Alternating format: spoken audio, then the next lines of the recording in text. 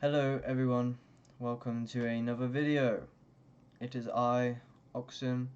Today I would like to speak about the only thing I feel really worth speaking about in terms of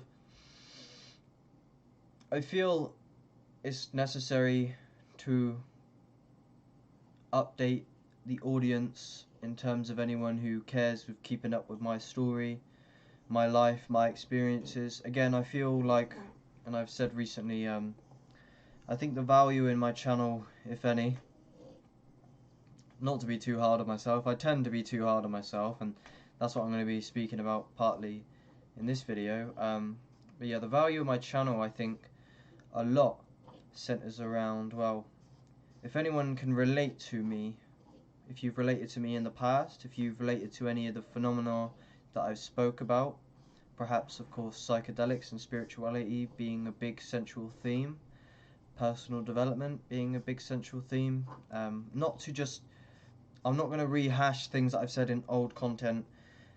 This video I would really like to give an update and share the experiences I've been having recently in my own personal life.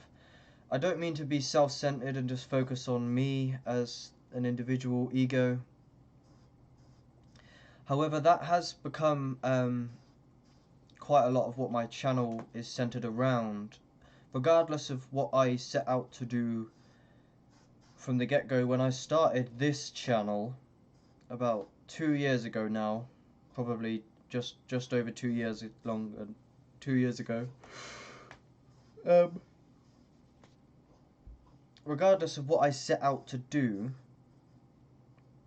or what my motivations or aspirations or goals were here on my channel, or what I planned to share from the get-go and where I anticipated that would head, I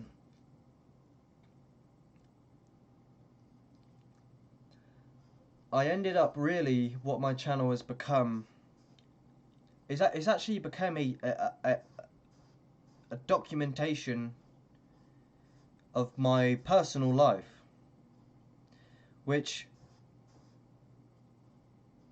this has happened due to the nature of my videos, like this one where I turn the camera on mostly on a whim, although I've been thinking about making this video in particular for a while.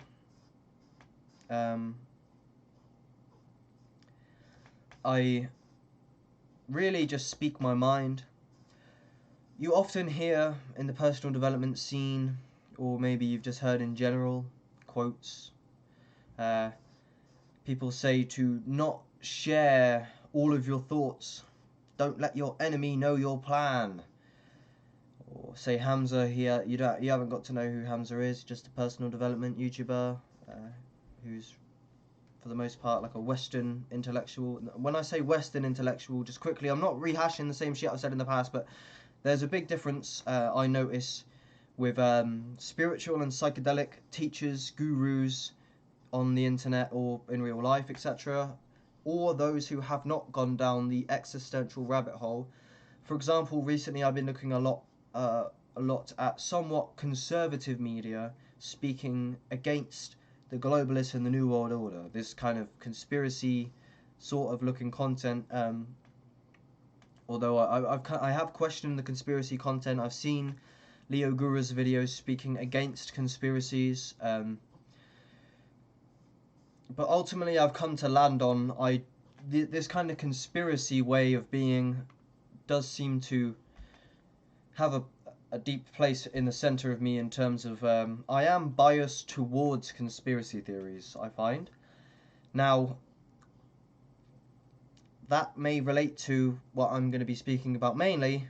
I don't mean to drag on, I'll try and get to it, but is mental health that I've been dealing with recently. But yeah, what I was saying is recently I've been watching a lot of this kind of conspiracy content where people are like, or not even conspiracy, like people are speaking against the World Health Organization, speaking against the vaccines, and the poisonous food, chemtrails, etc. I don't know really inherently what I believe and what I know. I'm going to try and be humble overall, and I find that clashes with mental health, despair and hopelessness, these kind of things can actually humble you, and they do tend to humble me, so perhaps that's what my recent experiences is the universe trying to teach me a lesson. That's a quote I like from Andrew Tate, who's a good example of a kind of a Western grounded intellectual, along with Hamza, who contrast with the deeply psychedelic people like Leo Gura or Ram Dass or Alan Watts, Ramana Maharshi, etc., or spiritual people. There is a big difference, and like, the reason I make this distinction is because it is important to note that really a big central theme around my channel, and will be important for this topic of this video, talking of my mental health experiences recently. I've been struggling a lot. I am okay, I'm actually doing alright today, but just to quickly get it out of the way is I've been suffering immensely in the mind. It's hard to describe. It's been on and off, but we'll get to it. But yeah, I'm going to try and stay on track, because I tend to be kind of sporadic and schizophrenic with the way that I speak. But what I was saying is, so psychedelics are a very central theme to me. Something that I thought yesterday, a kind of a phrase, or basically I kind of gave my life to psychedelics. I'm sure you noticed, if you were my family or my friend. Just a quick summary. I've spoken about this a lot already. I don't want to repeat myself, but you know, like, I was normal like everyone else, whatever that means. I did actually already have a lot of clashes with mental health and depression, the origin of which I'm not 100% sure. Whether it's diet or it's all in the mind, it's thinking, potentially. Which I did want to start this video, by the way, with, if you could do yourself a favour and just snap into meditation quickly for fucking 15 seconds for me, and just follow the breath, shut the fuck up in the mind, and just breathe and be mindful of what is in your inner climate and the field.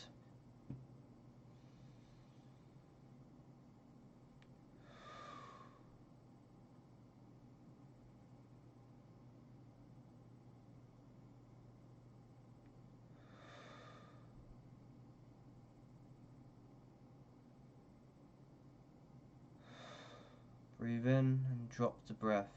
Let gravity release the breath.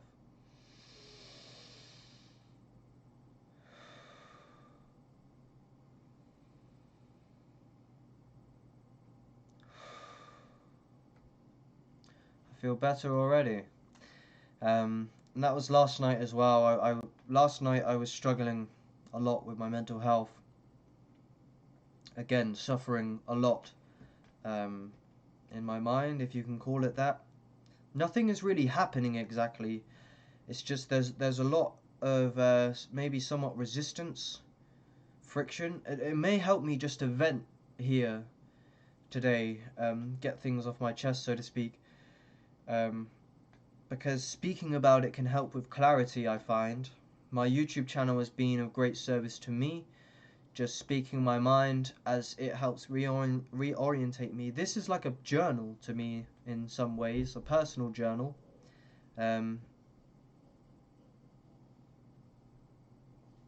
Just what I was saying earlier is how my channel has became, regardless of what I set out to do, I end up just speaking my mind. Because the way that I feel really is that if it, it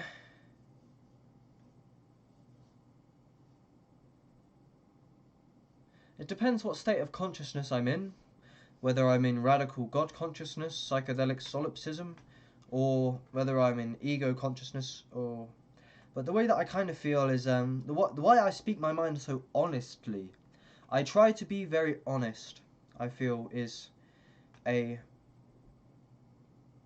virtue of mine, trying to be a speaker here on YouTube, or the internet in general, what I would deem a public intellectual, and I try to have intellectual integrity, is a name that I've been stirring in my mind for a while, as I find that is one of my highest values is intellectual integrity. So the honesty is important to me because who else can relate to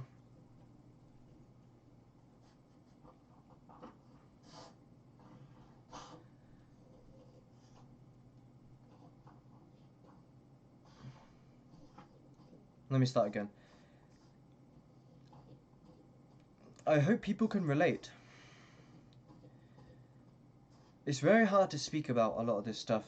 Not because I don't want to or because my ego is like getting in the way, it's because like I don't have the words for a lot of it.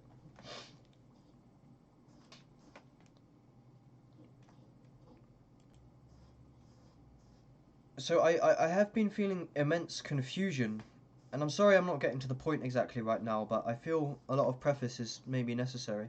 And again, this is unscripted and just on a whim. And you have to kind of give me a bit of space and time in general and in this video, and I'll get to exactly why, and I'll get into the details of my mental turbulence, somewhat bipolar tendencies. I've been speaking on this for a while on my channel, but like, so if anyone can relate to deep confusion, potentially, maybe this is all just in the mind, but you know, sometimes I feel like the world is alien, sometimes I feel like the world is me, sometimes I feel like I didn't ask to come into this matrix, sometimes I feel like I have been put here against my will. Sometimes I don't know who I am. Literally, I don't know where the boundary between me and the world is.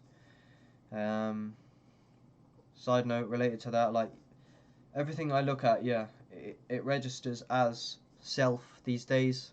I see everything ultimately as myself, but myself is a larger notion of self than what most used to, and what I used to be used to before my awakening and my psychedelic experiences. So that's why I'm so honest, is because I feel honesty is a virtue and is important for the potential lost souls out there, which is a term I've resonated with a lot, that's for sure, over my times, sometimes, depends what state of consciousness and what level I'm on, which is another thing. There are many different levels, like, so there's a difference between absolute truth and relative truth, and it's important to make a distinction, which I'm getting better with, of what level I'm speaking on. Whether I'm coming from ego or whether I'm coming from solipsism, which, don't assume that you know every detail of that. I was actually quite wrong about solipsism in some ways, in terms of, long story short, like, solipsism is the idea or philosophy somewhat, or truth potentially, of that you are the only thing, you are the mind, you are God's mind, there is only one eternal entity. However, it gets very tricky because language is very limiting, and there could potentially be multiple active awarenesses that are ultimately the same self, or observing the same body, so to speak. Solipsism is tricky, it's hard to integrate. It took me a good 130 mushroom trips to have my first deep solipsism breakthrough, which is actually a lot of why I've been struggling mentally. Is just quickly, so I had a 12 dried grams of Liberty Cap psilocybin magic mushrooms, and the breakthrough was synchronicity beyond belief, where the whole dream, so to speak, collapsed into, it was clearly being dreamt by one mind, where things were syncing up that were seemingly irrelevant, but it was just impossible.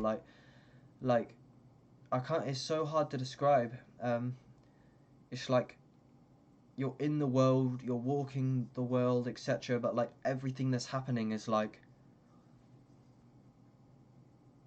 it's like the dream gets intervened to an extent where, like, if you could dream any dream you wanted to dream, you could do anything you wanted, and that's really what happened. Like you get insights and downloads, and then watch them instantly manifest in front of you. Like Like, there's this lyric by Scammer, who has a song with Mr. Traumatic. I very much recommend you check it out. It's called Above Space. And he says, I'm seeing things before they happen in my second view. Stick with me, you do things you thought you can never do. I know you want it, I can hear your stomach rumbling. I'm curiously wondering, will you select the red or blue? Yeah, seeing things before they happen in my second brain. It's like, it's that type of thing. It's like, you anticipate, yeah, I don't know, I don't need to explain it, but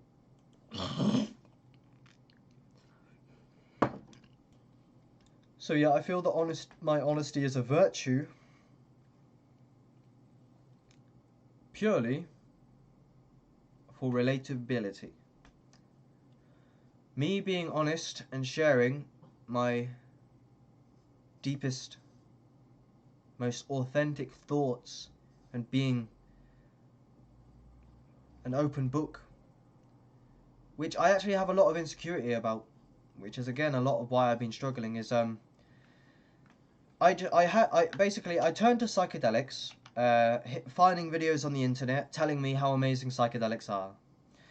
I do the psychedelics, I have the most empowering experiences, I overcome my mental trials and tribulations of depression and things that I've known really all my life. And it's so empowering that I want to share it.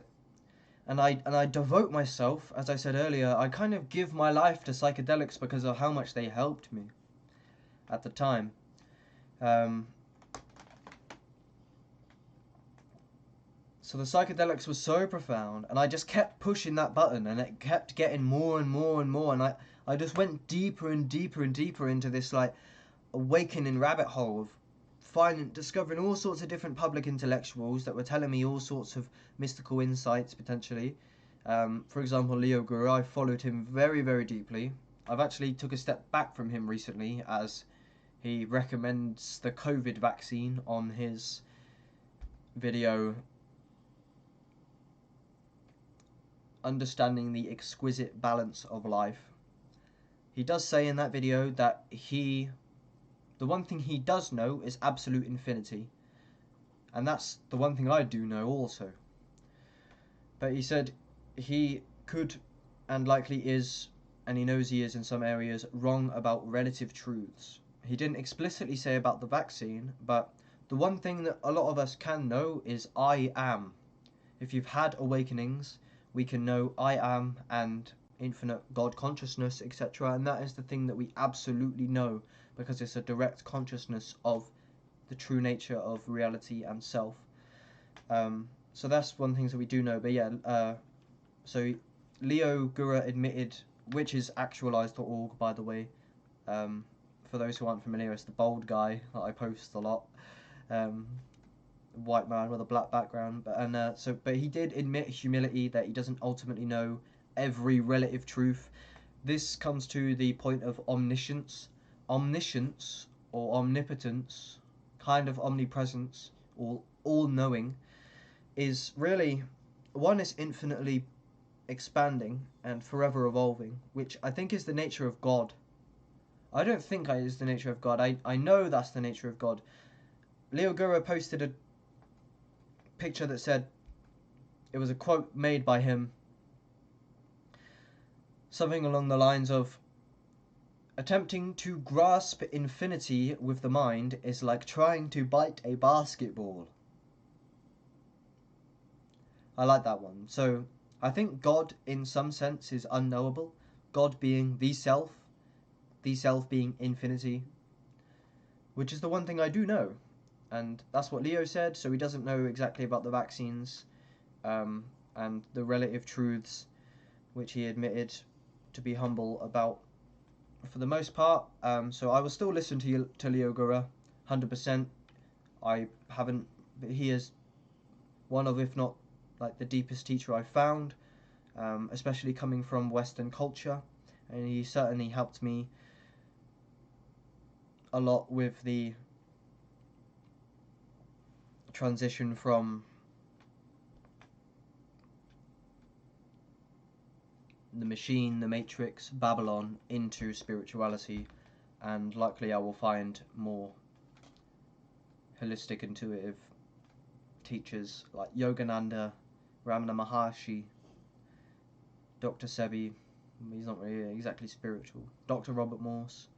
But yeah, Leo Gura I don't think is exactly holistic, and this is the thing you'll notice. I don't mean to go on a rant, but stick with me. Is all the public intellectuals you will find. Same with conscious artists. Check out Conscious Rapper Community, who I'm working with. I'm trying to work with, but my mental health is clashing with my work rate. On there we have all sorts of different public intellectuals in the form of rap music. What you'll find is each one of them can be very good in their own ways, but each one of them is actually missing a few facets. Leo Gura missing the facets of the kind of health ideology, if you can call it that, for lack of a better term, that I kind of abide in, which is the Dr. Sebi and the Dr. Robert Morse and the Illuminati Congo and the Mr. Traumatic. Sorry if you don't know all these names. I don't mean to just contrast public intellectuals all the time. That's like the main thing I do on this channel. But if you're familiar with them, then that would be sick. And to be fair, if you're watching me, like, why aren't you watching them, man? Because that's how you'll get the most value out of my channel at the minute anyway. But yeah, each public intellectual is missing a few facets. And kind of ironically, or synchronistically, Leo Gura, one of the public intellectuals, actually said that you as God done that on purpose to learn, to discern. And that's what I do a lot. I discern a lot, and I'll leave this topic now basically after this final point. But something that's very fascinating to me is how Alan Watts and these very spiritual intellectuals can exist on the same planet and the same world as intellectuals who are of the polar opposite ideology, so to speak. Like, how can you have people who seemingly believe they have intellectual integrity, but they're so radically different? It's kind of profound to me, and that's a lot what my passion has led me towards, is there's all sorts of different talking heads telling you different stuff, and they all seem kind of valid in their own way, and I get inspired by each one of them every time I listen to them. But what one's right? Well, none of them seem to be absolutely holistically correct, unless they're talking solely on absolute infinity, perhaps. But they all have, you kind of have to cherry pick from each conscious artist and each public intellectual, and then build your own. Or ultimately, you don't need them. You can use your own direct conscious experience. Alright, excuse me. I don't know exactly why I said those things. I think I can try and wrap it round without getting too lost. And I'll tie all loose ends shortly. Just give me a minute. So I think why I began to speak on the public intellectuals is I was speaking on my original journey. I got into the psychedelics and the spirituality, and I kind of zoomed down this this honeymoon phase of spirituality and psychedelia, so to speak, where I just kept again pushing that psychedelic button, kept taking magic mushrooms mainly, and and things were just like snowballing in a positive way. Like, I was like, I'm finally actualizing. I've got a lot of unreleased trip reports I'd like to share with you, but they're like 2 years old, and I'm gonna do reactions to unreleased trip reports because I didn't release them because they were quite outlandish, because I was in mania while I was filming due to the dose and the breakthrough experience and the thinking mind. And so a lot of these public intellectuals were inspiring me as well. So sorry if I just went off into a random topic. I should have perhaps just spoke on without giving so much preface, but so that's why I started my channel, is because If you've been following, yeah, I just found the psychedelics and they just done so much for me, and they were like, it was like, and I still hold this, it's not an opinion really, it's like, check out a documentary that I was watching last night on Amazon Prime Movies called, I think, Psychedelic Contemplations, something of that nature. It's actually very good. It's about an hour long of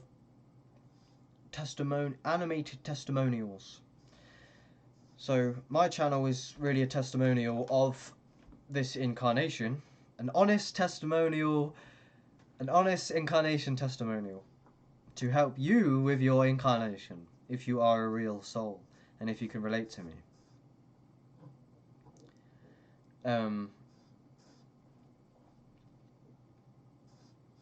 So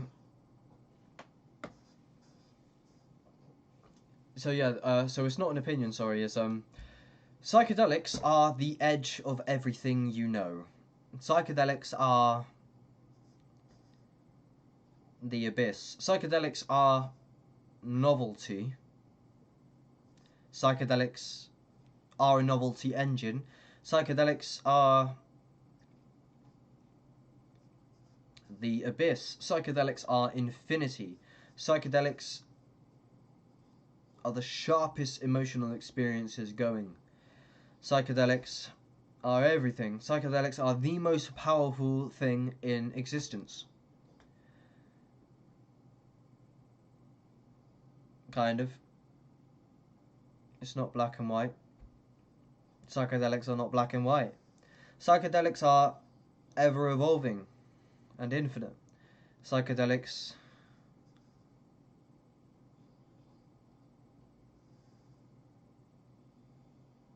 Here's a quote from Leo Goa. Psychedelics, well, the quote goes something along the lines of, psychedelics are something you invented to trick yourself that you aren't infinitely powerful. That's a bit of a deep one. I don't want to go super deep into every topic in the history of the world.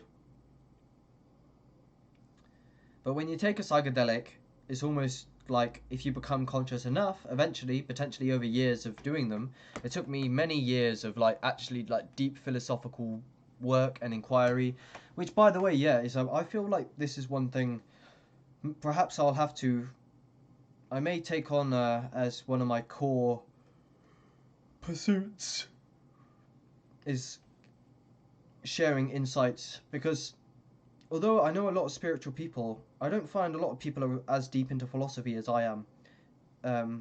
Again, Leo Gura, he has a post saying that there is an end to philosophy, which is when you realise that God's mind is dreaming everything, which is infinity, something along those lines.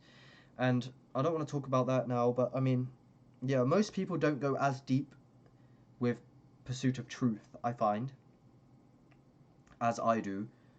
Keep in mind, I was taking magic mushrooms every 2 weeks for fucking 2 years, basically non-stop. Which is a spooky thing, by the way. Recently, I reflected on a trip report, my first solipsism breakthrough, where I said in that video, which is the 12-gram trip.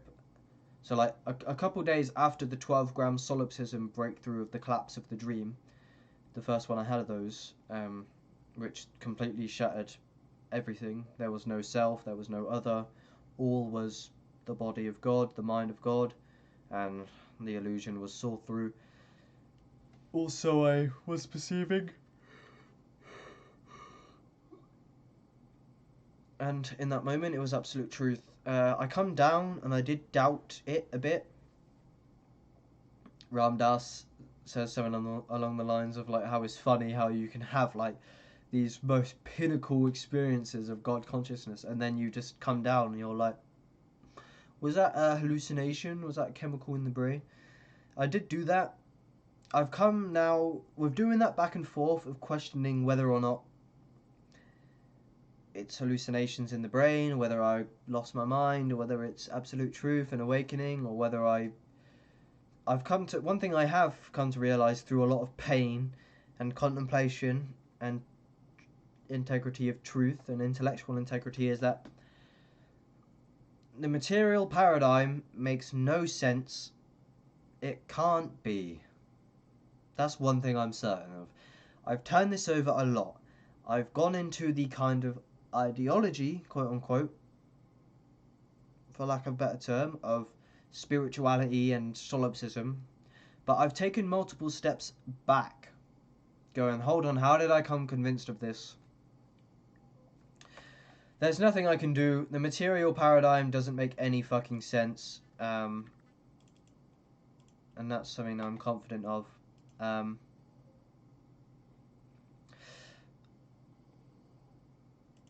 Sorry.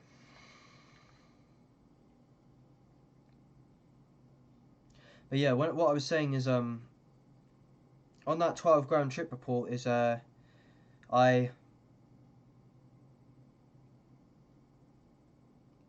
couple of days later I took 2 grams, and I was doing the trip report. Yeah, it wasn't a live trip report. I was talking about the trip from a few days previous, and I was on 2 grams of mushrooms while reminiscing. That trip wasn't too deep because of my tolerance, likely. And what I was saying in that trip is I was saying, get this, this was probably about 4 months ago now. I was saying, I don't think a 3.5 dried grams of liberty cap psilocybin mushrooms will ever break me through again. And then I went, I don't even think 5 grams would ever break. That's a heroic dose. I actually said, I had the audacity to say, and it actually kind of was the case, and this is how far I went off the deep end. I was thinking of calling my podcast Off the Deep End, and the deep end is seeing into the empty abyss of the eternal, timeless, present moment, and that blows everything out of the water because everything's imaginary, because time doesn't exist. But it depends what plane I'm speaking on, and I want to be humble at the minute. Don't throw stones in a house made of glass. You can't start a fire in a house made of ash.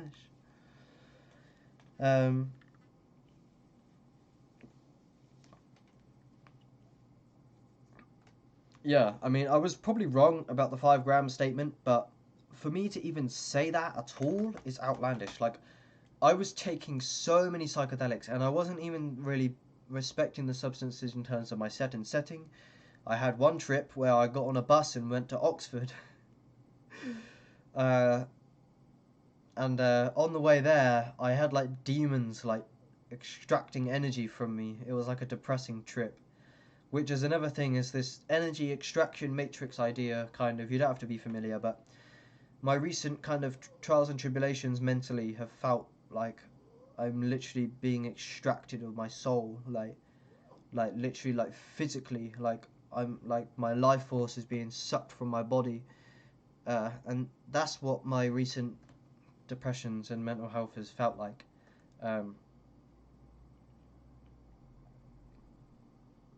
So yeah, just to clear up more of the preface, and then I'll get into my recent experiences. So I started out my channel very inspired and confident of the upward trajectory of my personal development and my spiritual pursuits and my intellectual integrity and truth seeking, and I was going to bring that forth to my YouTube and my audience that I was going to build, that I have built somewhat. And I was naive to think it being an upward trajectory, which is another term by Leo Gura, which helps me, is in his video, The Top Dangers of Psychedelics, one of his points, I think one of his first points, is naive spirituality. And I was definitely a victim of this in my first few videos and my unreleased trip reports, which is why I want to react to the trip reports instead of just releasing the trip reports, because a reaction will show the contrast with my past self versus my new self, my present self. Right. And then back to the honesty, that is one of my highest virtues here, is because of my depression. Not inherently right now. I'm actually okay, really, for the most part. I say that, mostly so that the people around me don't worry. I am alright. Sometimes I question if I must have like a fucking brain tumor or something. Like, that's how bad the mental suffering gets for me sometimes. It's like, have I got like something like actually like, it feels like I may be and obviously I am the placebo and I'm kind of manifesting all of this in my mind, so I best just stop entertaining these ideas, is what Mr. Nature and Illuminati Congo would tell me, both of which I've done Instagram lives and podcasts with. Go check them.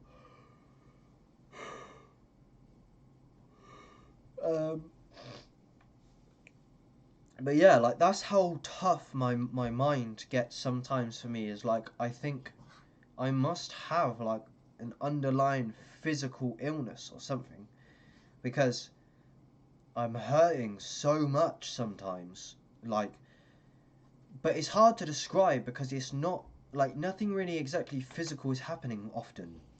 I may be ill somewhat, or showing symptoms of some things. Like right now, my gum is really hurting here. I'm not confident why. Or maybe it's just a cold or a flu. Often if I have a cold or a flu or a physical illness, my mental health goes under the water immensely. And it's hard to describe the suffering that brings. And I was always depressed, and I had trials and tribulations like this for as long as I could remember before psychedelic awakening. That's a very important point, or any awakening at all, is my depression actually led me to this, is an important note. The reason I desire the Godhead, partly, or I have desired the Godhead, or the reason I desire to know what is absolute truth, what is the nature of reality, is due to my immense suffering, whether mental or physical. Is the suffering can be so deep that you're done with the confusion and the trials and tribulations to the point where you just want to almost skip to the end.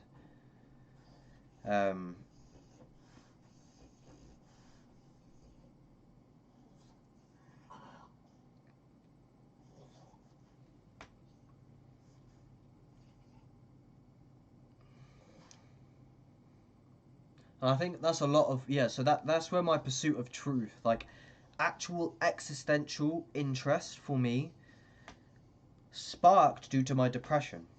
Now, saying this out loud, as I say, it helps me, just speaking out loud and venting, makes me realize now in this moment that the depression to me is likely my greatest gift. Because if everything was easy, I wouldn't desire to know what is the deepest truth. My deepest pain and suffering, all it does for me is build my faith, where when I'm suffering for so long, I normally come out the end of it going, the only thing that could possibly make this worth it is if it was all worth it. And what if it is worth it? And that's faith. The more I suffer, the more I go, please God, tell me it's all fucking worth something. And it's building this appetite, which I can hope almost will be released when I do finally come in direct contact with absolute truth, which I have done in the past through psychedelics, but then I can doubt those insights. Which I think doubt itself could actually be its own kind of, like, doubt is actually the problem almost, and you are the placebo, so doubt is kind of manifesting worry. When if you're a co-creator, you can manifest anything you want, kind of. So yeah. Do you understand what I'm saying about that? How, and I struggle to relate to people who haven't suffered immensely, mentally. I don't know how to describe it again. Like, I can be well off. My situation can get worse. For example, K Reno, or K Rhino, an artist who I've really come to love recently. You can find him on the Conscious Rapper Community SoundCloud. I made a playlist with him recently. I've been reposting a lot of his stuff. I really like his music recently. I've been getting into a lot of it. He has this lyric: "You're crying about a broken window wiper, while the other old boy doesn't even have a windshield." That's not the exact quote of the lyric, but you know what I mean. It's like, I don't need to explain it. If you get it, you get it, of course. So, often when I'm suffering, potentially this could be a lack of gratitude, and I'm sure it is a lot. I struggle to cultivate gratitude. I think there's actually something very funny about gratitude that is hard to explain. I'll try to explain it shortly. So the gratitude paradox is kind of like, you can be ungrateful. Basically, long story short, I was having a depressing day once upon a time. A few months ago, I was at the beach with my family. I was depressed, kind of. I don't like to say the label depressed, because I don't believe I am depressed. Like, I can be depressed, but I am not depressed, because then I can go into this low consciousness, believing in labels and these abstract mind concepts. But I was not in a high vibration, so to speak. I was likely far from grateful. And I was at the beach, and then I walked into the ocean, and I was fucking freezing cold. And this is the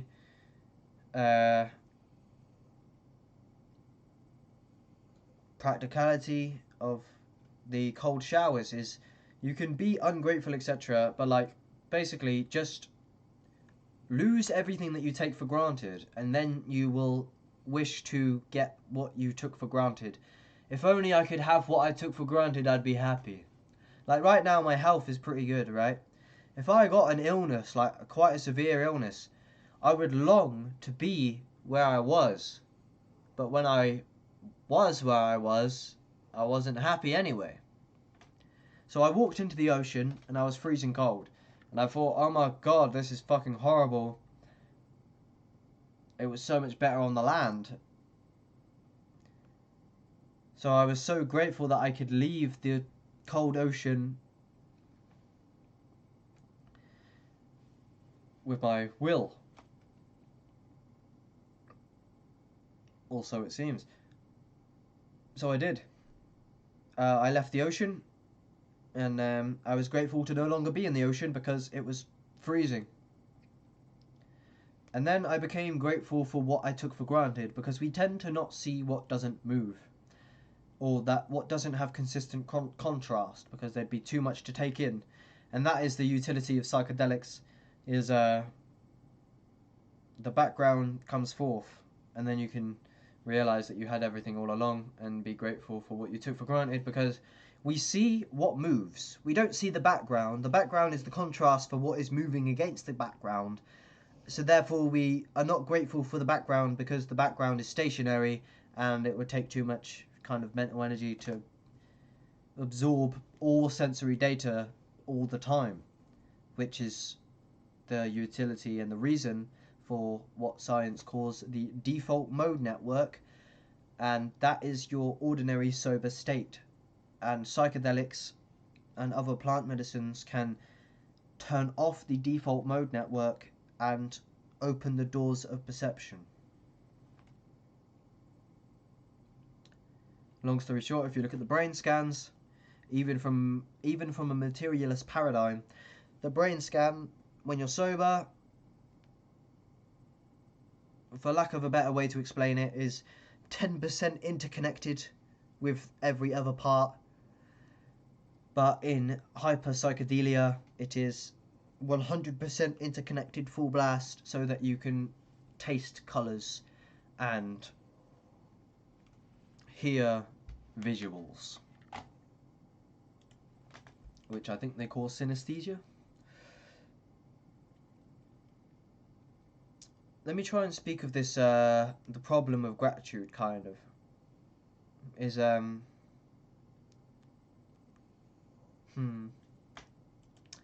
I think it's when you feel like life is happening to you instead of for you. Life happening for you is known as amor fati, which is a Stoic idea, kind of a philosophy, which basically states that anything and everything that happens ever is used for the good of all and yourself. So it's not happening to you, it's happening for you. You might not be directly conscious of how that is happening for you exactly in the moment, but eventually it will be worth it. And that is faith. And I lean a lot on faith these days because I have no choice because of how deep the pain is sometimes. And perhaps because everything needs contrast, those are the deepest shadow can have the deepest light. There's an image of a tree where its roots, like the deeper the roots reach, the taller the branches reach. That's kind of a metaphor for heaven and hell, or depression and happiness, I guess, or fulfillment. Is that perhaps due to the exquisite balance of life? A video by Leo Guru of Actualize.org. Perhaps due to the balance of life and everything needing contrast, perhaps it is actually fundamental to reach the highest heights. You have to sink the deepest depths because of the law of contrast and the law of yin and yang, which is something I kind of lean on, where like I've been depressed and hurting for so long. I just hope that the more I suffer, I'm like, maybe the light will just be so bright that, like, you know, you have to lose it to get it. And maybe I'm doing it to myself, maybe I'm as God, like maybe I'm suffering so that when I finally bask in the light, it will be super worth it. There's get this. But yeah, I think so. To finish on the gratitude, I think it can be hard to be grateful when you feel you're a victim. If you feel like you didn't really ask to incarnate and you're just in this matrix against your will, if you have a victim mentality, it can be hard to be grateful even if you have everything, because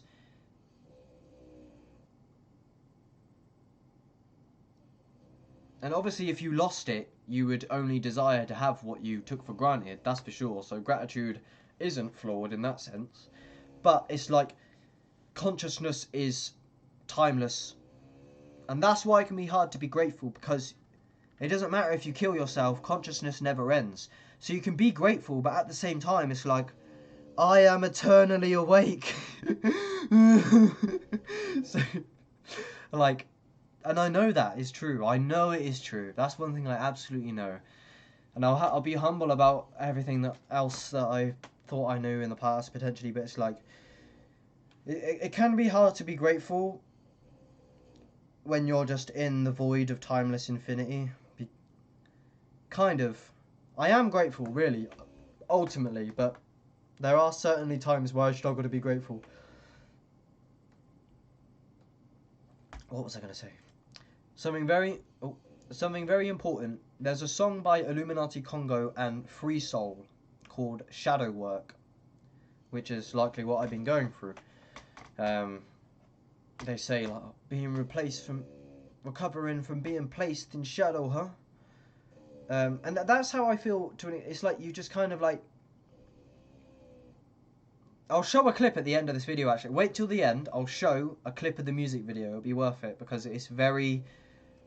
Watch it with your eyes very peeled and try and get the meaning, because it's actually very deep. But they say, yeah, like the shadow work is almost like you just get put into an ego in a culture, and the culture's moving, and you just go along with the culture. No one's questioning why any of it's even happening, and you're expected to just like suck it up and be a man, but like no one sees the void. That's the thing. It's like everyone's in this like mind level that you aren't, and other cultures have value in mental illness. Those who are crazy in this culture, in other cultures they could be perceived as being sensitive to energy and altered dimensions, to potentially be placed as in a position of being like a prophet for the tribe, or to make the most important decisions due to their energy attunement, which I feel like I am a lot. Partly, like I feel I've had clashes with so-called schizophrenia and psychosis. Um, I actually have a YouTube channel, an old YouTube channel called Spiritual Psychosis. Psychosis is in quotes. And that is a big thing that has been very interesting to me. Is Connor Murphy is a good example. I went Connor Murphy mode, or Murphanity mode. Check him out if you're not familiar. It's a documentary of Connor. A documentary by Sunny V2 is a very good one. The full story of, well, no, the fitness YouTuber that went clinically insane, and a similar thing happened to him to happen to me. Is the psychedelic awakenings are so profound. A way that Alan Watts says it is that, like, it's almost like the current of energy is too much for the finite ego. It's like breaking through. Infinity is coursing through the ego and is shattering perception. And most people's perception isn't open like that energetically. And I feel that's often also why I've been suffering a lot, is I'm very sensitive to energy, and a lot of these jobs in warehouses, potentially in this culture, there's a lot of radiation around. Internet radiation could potentially be it. I find people who are asleep have an easier time being David Goggins mode, potentially. I don't know. A lot of that is I need to integrate masculinity. I have been, and I've known myself to be, and I still am for the most part, very feminine. I know this, I feel it, I become very familiar with the feminine energy as I embody it quite a lot. I do feel it's quite my authentic self, or how I turned out to be, regardless if that is the pollutants in the food, or the Babylon government trying to demasculate the population to stop them rebelling, the New World Order, because they're basically turning men into women.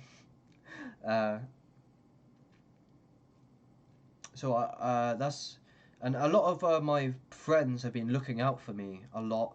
One of which is Katie, who I done the Food Matrix podcast with. I recommend you check that out if you want to hear more about how the government is trying to poison us. You gotta understand, the plan is just to cancel us. Most of the food you eat is hazardous and cancerous. She said to me recently that she was looking out for me, kind of being empathetic with me as I was hurting a lot, and she was giving me advice on integrating the divine masculine, as I am very familiar with the divine feminine, but not so much the divine masculine, so I could have more resilience. Inspector Veg told me to stop being a princess. We speak a lot on the phone because there's an Instagram live that I haven't uploaded yet, which I'm kind of insecure about, only due to how culture will potentially perceive me, because it could be hard to get a job when I'm speaking the way I was speaking. But I was talking about how the environment, I'm very sensitive to the environment at work. We're in this warehouse, the radio's playing all day. I'm scanning barcodes with a gun that's connected to the internet, and it's freezing in there. Everyone in there has Monster Energy for breakfast, and I just feel like I'm in this poisonous matrix. And he told me to stop. Inspector Veg told me to stop being a princess and to man up, which I feel, yeah, I think if I integrated the masculine more, I would have an easier time. So I'm trying to cultivate that, and I'm excited to. Ultimately, I do feel very excited for life. I don't know why I get dragged down and depressed the way that I do, but I'll get into that in a second. Sorry for dragging on so much. It's been nearly an hour now. I think the main part of this, the main part of my talk here about my actual mental breakdowns recently is coming up, and that's probably the juiciest part. But yeah, so when I say non-awakened people are easier to be David Goggins mode, what do I mean by that? David Goggins is like this super masculine, resilient, where like like Hamza is very masculine. You haven't got to know who that is again. just a personal development masculine teacher for young men on the internet. And he's like so masculine that he said like he doesn't even need hot water. He doesn't need comfort of any kind. It's like, and same with David Goggins, like push yourself to the absolute limit, physically, mentally, where like I don't need any comfort.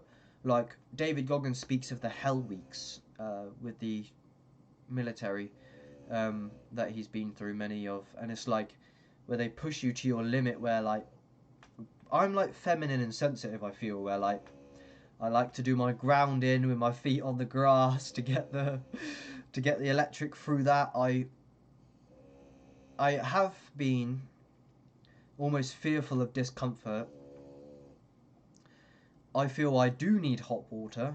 I don't think I'd get along too well if I had no... I mean, obviously, I would, obviously. But it's like that masculine kind of resilience of like, I don't even need hot running water in my house. I'll just have cold water. Like, Hamza was saying that he was just going to get an apartment with a laptop. And he says, I don't even want hot water, bruv. That's how masculine I am. I don't feel like that. I feel quite attracted to comfort. Like, yeah, if I'm at work and I've got a cold and like the environment isn't like perfect, I'm such a bitch about it. And that's why Inspector Veg told me to stop being a princess. And that is why I was actually having one of my mental breakdown things, is because I was at work, I was ill. This is a very common theme I've actually noticed recently due to the other day I had a fucking horrible day, and I can't describe the immense amount of mental suffering that I was going through. And like, people, oh, it's not that bad, you know, you got, like, physically and from the outside I look okay, but we need to acknowledge that the mind can really fuck itself over. I don't understand how I can suffer so much in the mind. That's what's crazy to me, is I know a lot of it's in the mind, and I can be grateful and change that, but it's like, if you don't somewhat take control of the mind or be mindful,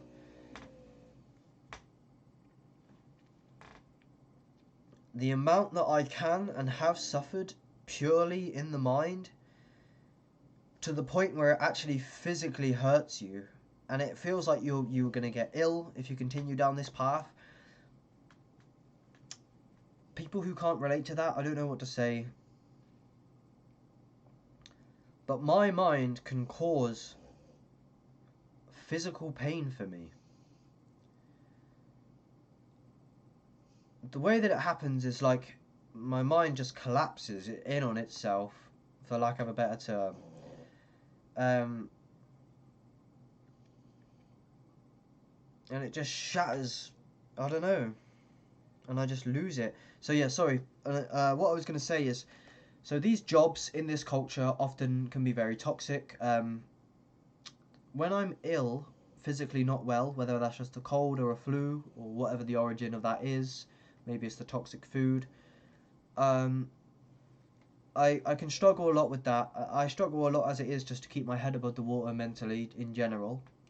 But if I have to do an 8-hour shift at a job while I have like a flu or a cold,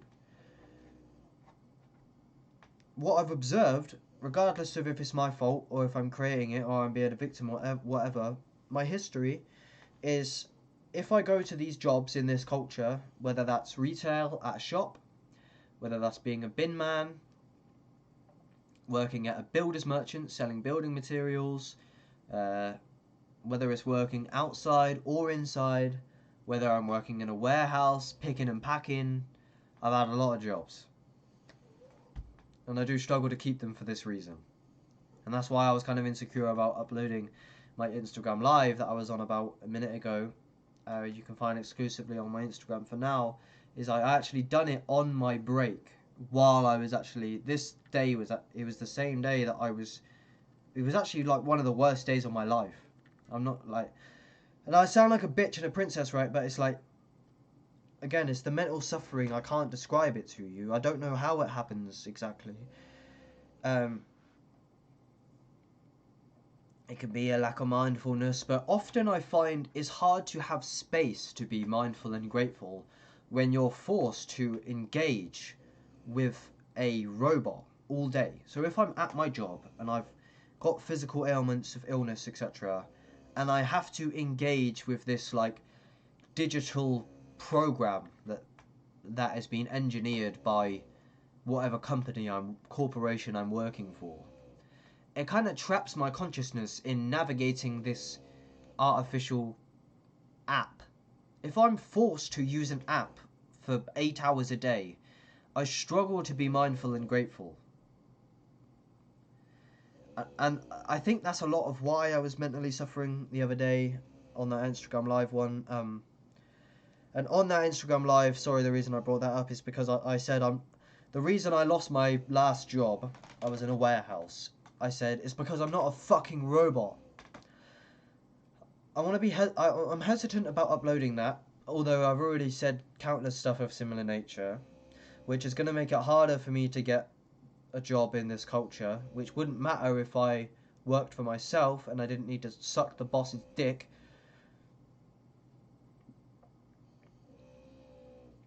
If I was more like self-sufficient and self-reliant, instead of working for corporations, I could speak however I wanted to. But like my family and the job that I got sacked from, before they hired me, they said, why should I hire you based on your YouTube channel? If they were awake and had done psychedelic experiences, they wouldn't have said that. But they eat Rustler's burgers for breakfast and smoke fags, and they're in their they're like 60, 50 years old odd, and they're working a wage slave job, and they just kind of like project their hate onto me because they're just in wage slavery forever and they don't even know it because they're not awake, and they got milkshake blood from all them Rustler's burgers. They got that Tesco consciousness. Search Inspector Veg Tesco consciousness on my Rumble account. It's funny.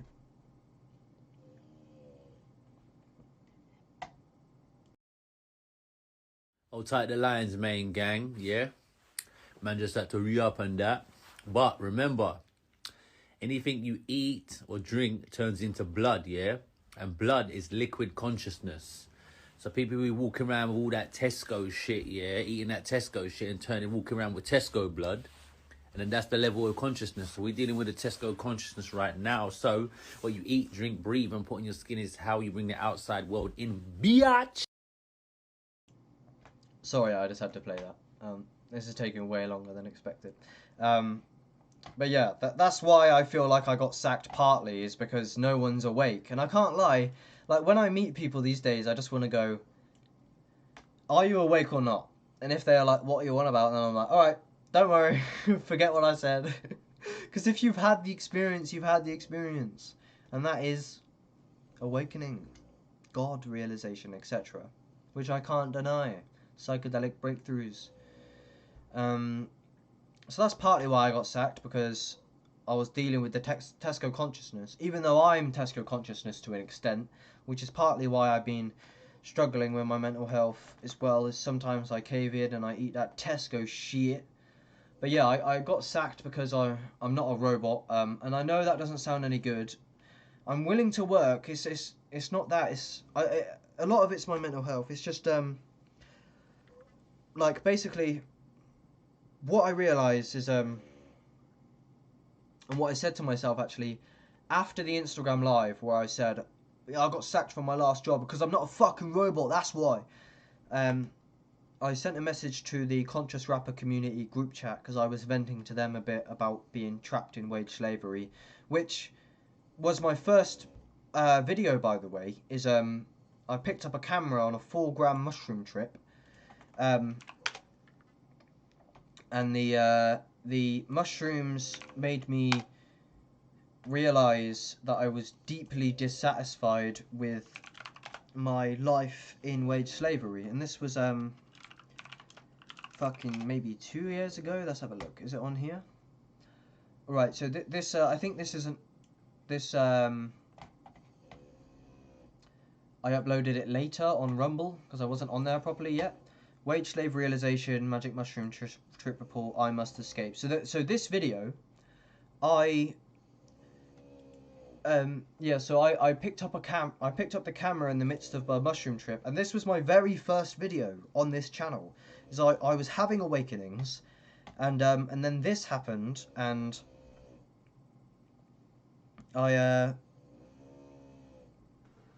I realized that this job was killing me. I was satisfied with the job until I woke up. Until I had an awakening, I realized I'm wasting my life in wage slavery. The description says, I feel I'm speaking for millions of lost souls, trapped in a forever complexifying synthetic system that is absolutely dehumanizing and soul-crushing. If you care for my message, please help me grow and I will help you. And together we can fight for a new world. I decided to take 4 grams of Liberty Cat Magic Mushroom psilocybin alone on an empty stomach. It came on very fast and I could feel the potential of the dose, but it remained pretty mundane for the first hour or so. I almost regretted my decision as I became very tired and noticed how abused my body was feeling due to long shifts and lack of rest. I decided to lay in bed, knowing that I would have no choice but to remain awake thinking for 6 or more hours. After a while, I decided to listen to Terence McKenna, The Weirdest Tales. I highly recommend listening, especially while tripping. This completely changed my mood and thoughts started racing at super speed. I listened for probably 35 minutes while contemplating existence. Visuals were mild, as I've done mushrooms a lot. And I mean a lot. And that was before I'd even done it. That was a fraction of what I've done now. So that I was definitely in naive spirituality back then. I've evolved a lot. They seem to become harder to distinguish the more I do them. I think I meant the visuals. The visuals seem to lessen. It becomes more about cognitive hallucination rather than visual hallucination, if you can call it a hallucination. Most newbies are enraptured with the visuals, as I was, but as time goes on, you become enraptured in the insights. While all this is going on, my subconscious begins arising to the surface, and the existential thoughts about what I'm going to do with my life become stronger and harder to ignore. I had no choice but to stop listening to Terence and explore these intense feelings that were arising. I continued to think intensely for 20 minutes or so and realized all I've done for the past year is work non-stop. I of course already knew this, but I never fully realized I was wasting my life, running myself into the ground, forgetting my dreams and ambitions and just selling my soul to a corporation and system that doesn't serve me. Then without thinking I picked up my phone with anger coursing through my veins, hit record, feeling I'd had a rude awakening and been shot in the face with a hard truth. And this is what you see now. So that's a description of my first video. And there it is. As you can see, I'm quite younger there. Shifts every fucking day, and then I have to work every other Saturday. No fucking thank yous. So yeah, that video, I actually become very insecure about this video as well. But I'm devoted to honesty. This is what I was saying about honesty is, I hope that you can appreciate it, because it's actually quite fucking very hard for my ego in ways, in terms of I want to remove half of my content. Most of my content is ignorant, but it is the honest path of me. Most of my content does not pay dividends to my reputation these days, because it's a projection of a dysfunctional mind for the most part. Because although I was partly a victim to the system, I was also a victim to myself. For example, here's a good example. I can complain about how most of the food in this culture and this day and age is polluted. However, when faced with the choice to eat the polluted food or not, even if I have no excuses, there were still times, and there have still been recent times, where I will eat the polluted food. Sorry that my dog is snoring in the background, fuck's sake. And this is partly why I need a bit of a break in terms of, I'm not ready for YouTube. I'm not ready for this. I uploaded a video about my new year, new me kind of thing, where I was being so motivated, but honestly, I need to heal. That's the main thing. Because I lost my mind with the psychedelics. I went off the deep end way far. I need time, because although I can feel good and motivated a lot of the time, I come back and forth constantly, and I'm always learning and evolving, going in and out of happy to sad, kind of bipolar tendencies. God, that dog is distracting me now. Yeah, that is part of it, man. Because I'm not ready to, like, I literally can't do YouTube videos if I have to live with this dog, which is a French bulldog, which is snoring like this. I'm sure it's not too much of a problem for you now, potentially, but this is what I mean. It's like I'm often frustrated with my environment. My house yesterday for me felt like a prison. I feel a lot of tension and unease in my body, anxiety. I didn't used to have it. I didn't used to be able to relate to people with, say, social anxiety.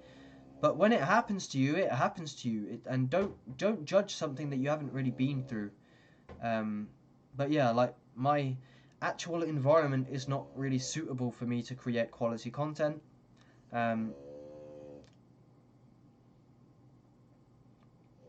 I'll show you my room shortly. I'll show you my fucking bedroom. I don't want to.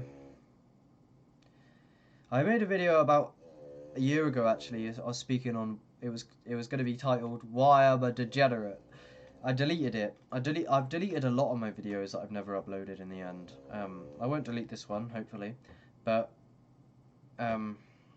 yeah, like I made a commitment to keep most of my content up and available on YouTube. Because yeah, it's my honest path. So even though on that thing I'm just complaining about having a job in this culture, and I think having a job is actually a scam, because the earth is built in abundance. So any NPCs watching this, you may be coming with a lot of assumptions, you may not be understanding me exactly. Like, if you've researched other cultures, you'll see that the way that this culture operates is far from the only way. But yeah, I said I'll show you my room in terms of, because it's a reflection of my mind, kind of. I didn't actually know that I was poorly in the mind this whole time. My recent experiences of mental health collapse have enlightened me that I couldn't have possibly been very well in the past, because I've had such mental turbulence recently that I am clearly unwell, and I have likely been unwell for a long time. Upon reflection, I may have not have known that I was mentally ill, so to speak, at the time, but yeah, upon reflection it becomes more clear. Ultimately, it's just a story in the mind, I guess. But yeah, so 2 years ago I'm complaining about wage slavery, and then 2 years later I'm complaining about wage slavery. In the most recent one, I've said that it is a lot my fault. Like, I've brought a lot of, like, marijuana and magic mushrooms. A lot of that is just because of the pain. I'm trying to heal the pain. I'm trying to escape from the pain. With vices, mushrooms aren't mushrooms. And every time I take a good dose of mushrooms, I get downloads and mystical experience from fucking infinite mind.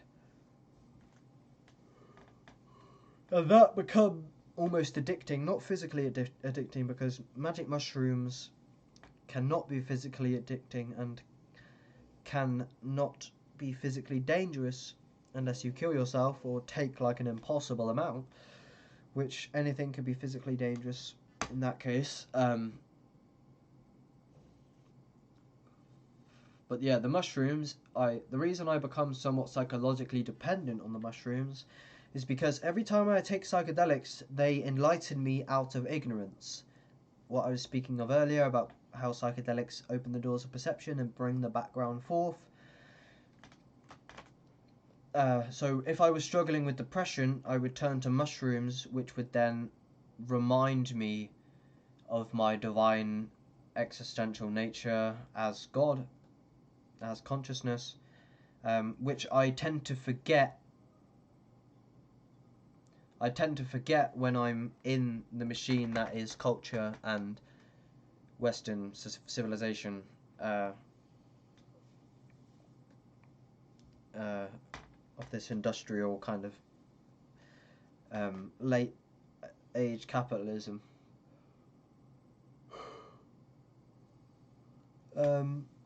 Right. So yeah, so I think, like, to an extent, yeah, I am a victim to the system in a lot of ways. Inspector Veg is saying, like, when we're not healed, we love to blame the environment. And yeah, I do get that. I replied to an extent, it is the environment, but I think, yeah, what I concluded is that, like, hypothetically, you know, we could go into war, we could get bombed, so your circumstances could become even more detrimental and more painful, unless you could overcome that via enlightenment or yoga or karma yoga or whatever.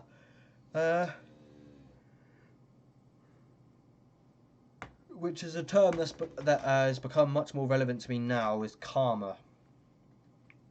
Not karma as in the universe punishes me for being a cunt or for being selfish. I mean karma as in everything needs contrast.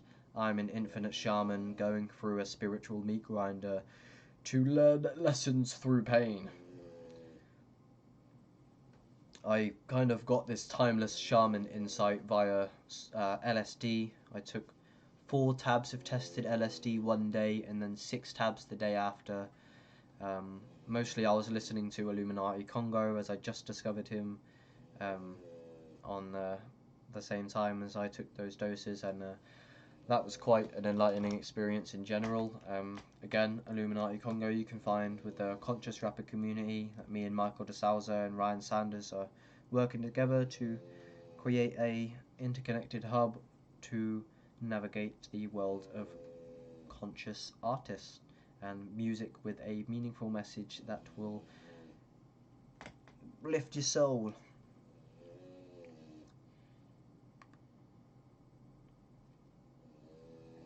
Alrighty, I might actually play that Instagram live I done the other day at the end of this because it's relevant, and then I might do that instead of exporting it. That will probably be wiser, to be fair, because then I don't actually have to upload it like that.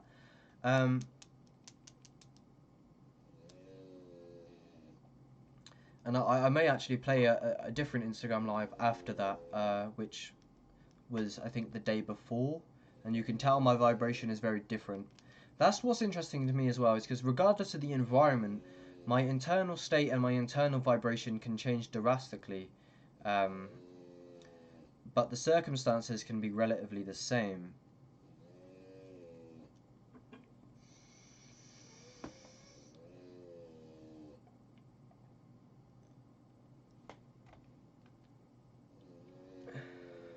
So yeah, I think about the wage slavery and stuff. So yeah, when I was saying about getting bombed, so we could get bombed like Gaza. We could be in detrimental circumstances. Water supply, food supply cut off. No heating, no electricity, right? Because it's similar to how these jobs in this culture can be quite toxic. When I was a bin man, I was running around exhausts all day, breathing in toxic fumes.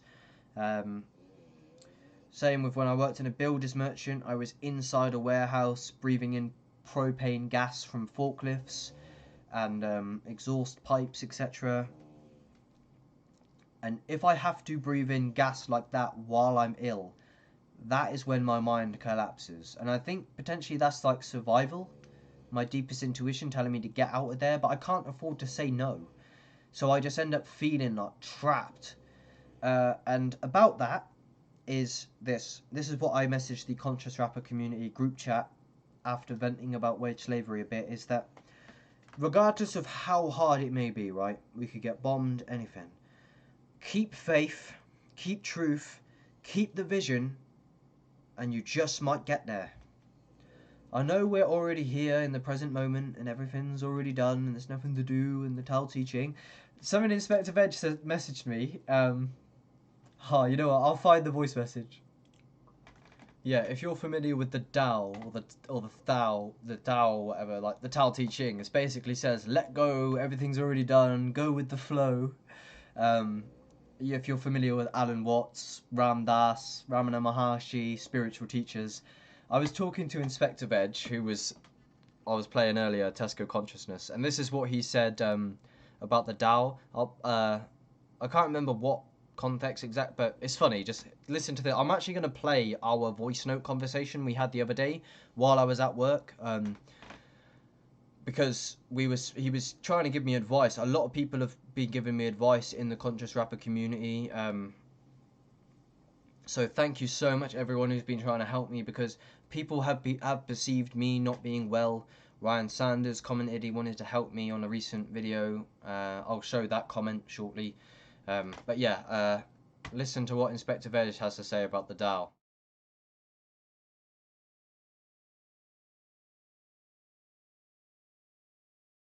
I tell you what, when you're skint, there is no Tao.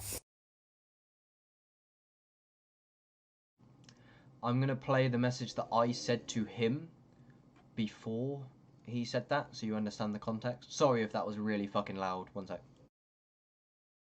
I don't know if I said this a second ago, but they say like it's like no matter where you are, in a sense, like if you try you might just get there, but obviously if you don't try then you won't. So it's like you almost always end up in the same position. I don't know if you noticed that, like even if you make a bad decision, you eat some shit or some shit goes down, you always just end up in the present moment with whatever resources that you do have, and there's only one way forward, isn't there?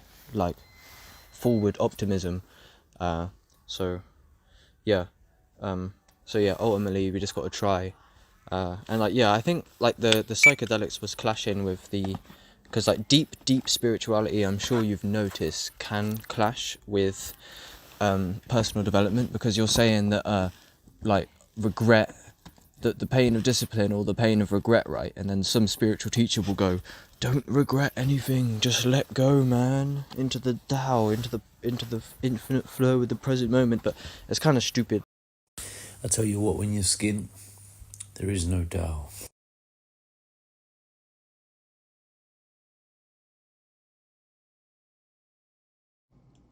Come on, that's the funniest shit ever, man. When you're skint, there is no Tao. That's jokes, man. That's funny.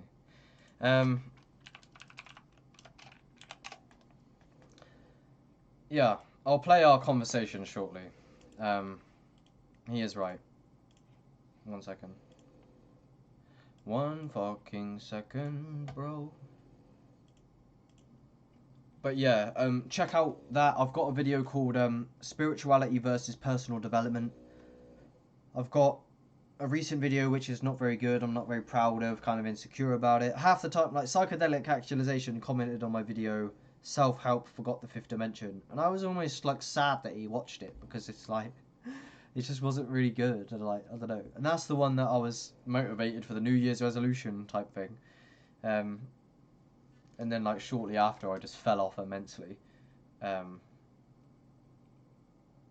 think that was, to get to like the meat of the topic eventually now, finally, is like I ate like loads of sugary biscuits for like 3 days in a row, which was not like me at all. And health is a virtue for me, and that was a big L for me. And I can eat shit food, and that makes me so sad. And the experience, I shut down for like 3 days. If you're familiar with the shutdown of depression, that's how it is. I was just smoking weed. I don't tend to desire sugar really if I'm not smoking weed, which is another thing. I haven't smoked any weed today. I have been thoroughly addicted to weed, which is another thing. Is like, I don't understand how I thought I was like so, like, because I've had severe mental health in the past, and I kind of thought I was over it this past summer, but I was addicted to weed the whole time. I didn't know that I was unwell until I had a severe clash with mental health recently, which kind of enlightened me to like, how could I have been well, man, if this could happen to me these days? Mr. Nature will tell me, and Mr. Nature, I think, and Yogananda and that will say, kind of the Tao kind of talk is present moment, you're not broken, you're timeless awareness. I get it, we do live mostly on the relative plane, though that doesn't really contradict. I actually have come to respect Mr. Nature a lot more. We haven't spoke quite a bit now on my YouTube for a while, but our relationship and friendship has evolved a lot as I've come to respect him. I actually have been integrating a lot of his lessons and getting a lot better with enlightenment and his kind of shtick. I have countless podcasts and Instagram lives with Mr. Nature, which is actually really some of my deepest metaphysical content on my channel, so go check that out. And again, it touches on this kind of personal development versus spirituality shtick.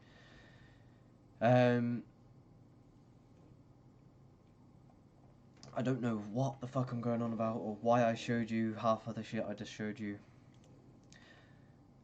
I think I best just tell you now finally about my actual experiences with my clashes with mental health recently. And so I'll show you the workplace that I was. Let's talk about the other day when I was at work, right? First of all, let's talk about this day, which was like one of the worst days of my life. I'll show you the environment where I was, because I just actually found a video that I sent to Inspector Veg while I was at work, because I was playing his song. Here, watch this. This is me at work. So this environment that you're seeing is the environment where I had this mental breakdown. No one could see that I was having a mental breakdown, and this is partly why I struggled to keep jobs sometimes, because I was doing a good job at this job all week, right? But this one day, my mind collapsed, right? And it's hard to explain to people, and I don't like to explain it to people because it doesn't really make any sense, and I struggle to find the words. But I felt like potentially I could get pulled up on my not so good work that day, in contrast to previous days, which didn't happen. But I was really struggling to like almost get anything done because my mind was hurting so much. Like I literally felt like I was getting sucked the life force out of me, like I'd been possessed or some shit, or like I must have like something actually like a physical illness that I don't understand, like that I can't. And again, maybe this is all a dream in God's mind, which kind of recontextualizes a lot. And if I am the placebo, then I best stop entertaining these ideas. But that's what it feels as like is the mental suffering is so intense, and the environment seems like relatively okay, but I don't understand how I can suffer so much then, if everything's alright, supposedly. Like, when you look at me, it's not like I got my fucking arm chopped off, so how am I suffering so much? That's what makes me think, well, perhaps, like, there's actually something, like wrong inside my body. Because if everything seems alright, for example, there's this lady at this job, actually. Not to go too deep, but one day she's working, she's fine.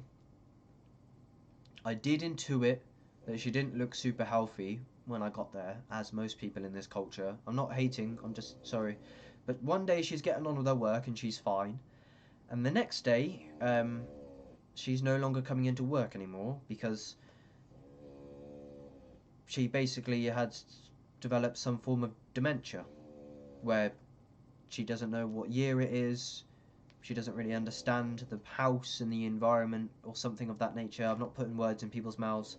Sorry, it's a sensitive topic, potentially, depending on who's watching, but yeah. So that's what I mean. It's like I could be suffering so much, and then Inspector Veg can tell me to stop being a princess. But people can, like, I think telling me to stop being a princess can come with a lot of assumptions. I don't want to be a victim. Ultimately, I want to take responsibility, right? But yeah, this lady at work, one day she's functional, and the next day she basically loses her mind. Literally, like, to the point where, like, she's no longer really functional. And the day before, she's in an environment with loads of people at work. So if she were to do some questionable behaviour while at work, people could judge her. Stop being a princess, man up. Well, she was literally lost her mind a few days later. So who's to say to me now, you could be judging me thinking that I'm a dickhead and that I need to stop being a princess and a man up, and I'm sure that's the case. But what if in a few days I got an extreme diagnosis that absolutely radically changed everything about me physically? Then what? Maybe my suffering actually has some underlying. But I think the thing is, I feel like thought is creative, and we're like I'm creating it as I'm saying it, so I just don't want to entertain these ideas. But yeah, so let me show you the environment. Keep in mind, the video I'm about to show you, I was in control of the music, which is why I've got Inspector Veg playing on the speakers. And I was basically alone in this warehouse this day, and I had a decent day. But the day that I was having the mental breakdown, I had to listen to the radio, or I got to listen to the radio, and there was loads of people there, and it was busy. But yeah, so this is the environment, basically, long story short, except I wouldn't have been able to film and have my own music on because there was multiple other people. But I'm just scanning CDs and putting CDs away, and the gun is connected to the internet, and I'll just show you the video. This is my workplace that I had a mental breakdown in, that no one else could see. They might be able to see it on my face, potentially. I feel like my face is often a mirror of my internal state. Especially because I'm more sensitive to energy I feel through magic mushroom abuse. But yeah, I'll show you the environment that I was in, and then I'll get into my mental breakdown that I had on that day.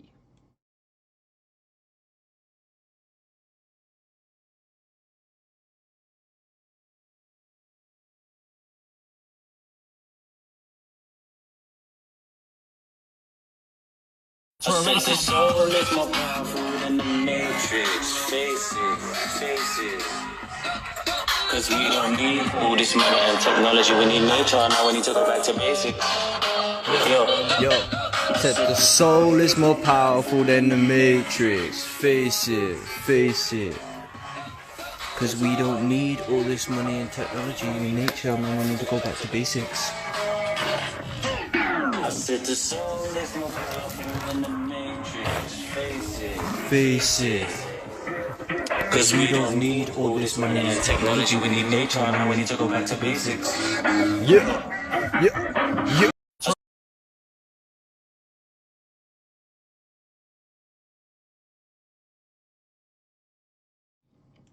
So yeah, lads, that is the environment, innit? Right, so yeah, the other day, while I was at work, well, I was partly ill. Like I said, my jaw was kind of hurt. I didn't have a cold. I didn't really think I was ill. But yeah, work began. It was alright in the morning. I felt alright on the way there. 2 seconds. So I'll try my best now to describe the actual experience of my kind of mental breakdown while I was at work a few days ago, which was the same day of the Instagram live that I will play at the end of this video, or export, or leave linked in the description, or all of those.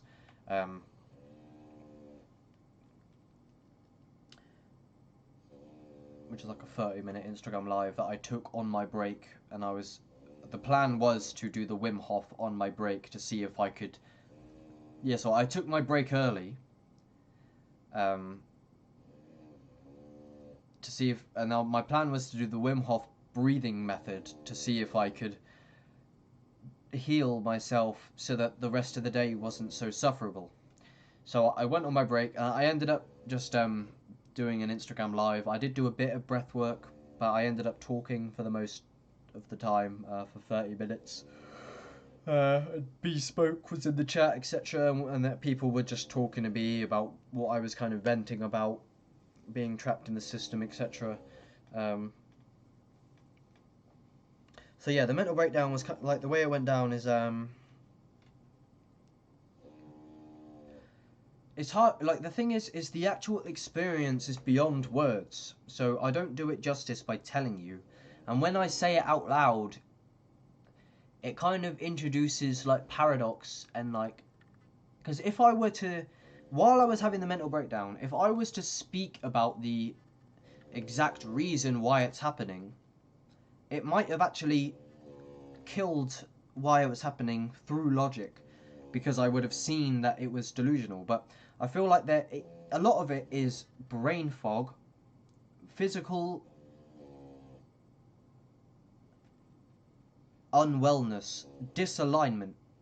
So I think there was a lot of mental resistance. Say like the radio is playing whatever the radio plays, just like the worst music ever. I can't lie, and I'm judging the radio. I know that sounds stupid, and to be honest, when you're forced to listen to this fucking like the stupidest shit you've ever heard. But then that's the thing is, Illuminati Congo has a lyric: resistance and judgment is the root of suffering. And I was telling myself these things while I was there. Normally I can like to listen to a podcast while I'm at work. I could not listen to a podcast while I was at work this day, because it was just like, it was too much for me. Too much shit going on. Another thing is, actually, yeah, my hands have been swelling. They've actually stopped swelling since I've stopped going to work. For now, I'll be back soon. But it got so bad about 2 years ago where I couldn't even grip a banana and open it, because my hands were like full of water, where they'd get like red.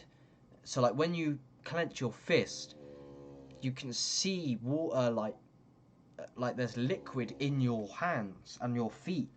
And when I get hot, they begin to itch. And that itself, just like, it makes me want to get out of those environments, because my hands are cold in that place potentially, which it is quite cold in there. Yeah, and like, you know, while I have to be at work while my hands are swollen and while I'm ill, etc. Inspector Veg told me in our conversation, you know, it's not what you want to do as a man. As a man, you do what you have to do. And I do actually really like the masculine ways and philosophy. I'm very familiar with it. I've watched a lot of Hamza and David Goggins and countless podcasts that have seen my video, The Power of Podcast, where I go into that. So I'm familiar with very different intellectual perspectives, and I do resonate, and I like the masculine way, and it's very inspiring to me.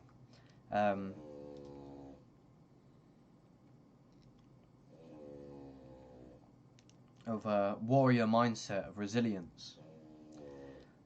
Like my dad, he grew up being a construction worker, etc. But like for me, if I'm on a construction site and my hands get so cold where I can't even use them, I can't do it. I can't just push through and like keep doing the job. I mean, I have to as a man, I guess, so I best shut the fuck up to do that. So I guess I'm being a bitch and I'm too concerned with my own health. But my physical body is my most valuable possession. And I can't help, like, especially when this entire culture is built on lies.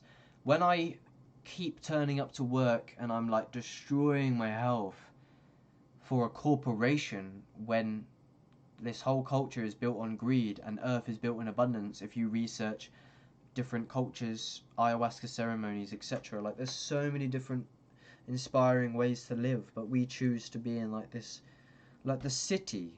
What is the city about, man? Like, have you seen Kensington Avenue and stuff, of like these drug addicts like covering the streets like a zombie apocalypse? What is the city about? Like the vaccine mandates and things of this nature. I think it's very fishy stuff.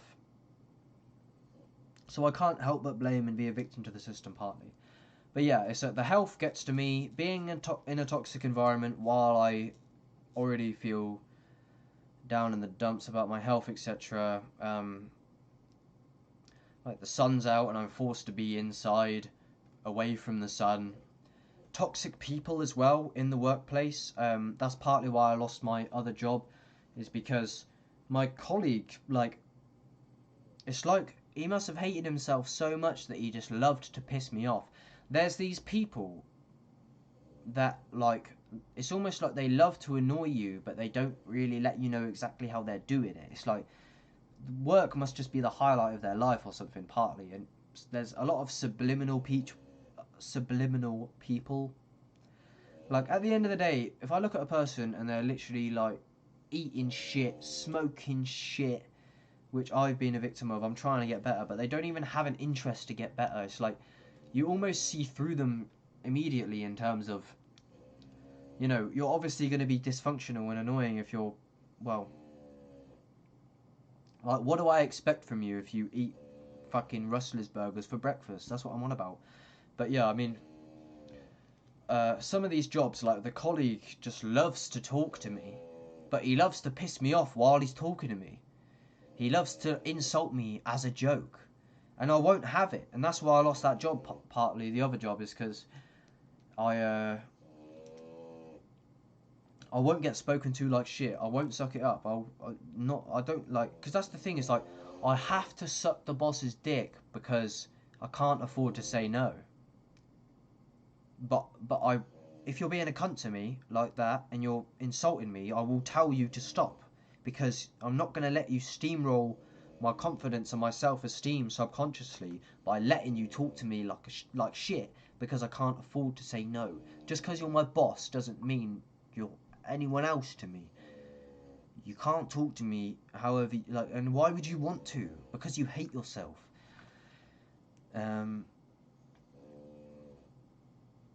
So you could see how my channel is just a big projection, kind of, in terms of, like, I just vent like this, and this is why I'm an open book. Like, I can't help but be honest and let people know my innermost thoughts. Like, it's the way I am, it's the way I'm going to be, sorry. But yeah, this day at work, this mental breakdown, how is it? I don't know. It's like, yeah, so there was multiple times where I leant over and I would just stare at whatever was in front of me. It'd be irrelevant. And, like, it's just the state of consciousness itself is hell on earth.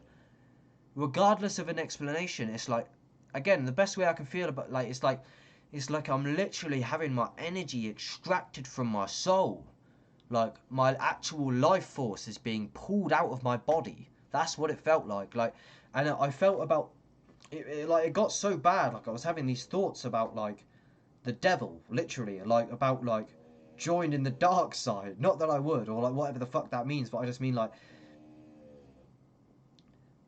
it was almost, it was like I can't describe it. It's like, it's literally like psychosis. It's like the devil, I don't know. It's like the pain. It's just so much pain. How do I describe it? And it's not because of a story of me being at work, or not inherently. It's like, some days I wake up and I'm good, and some days I wake up and I'm fucked. Like I said, the environment isn't inherently the cause, often.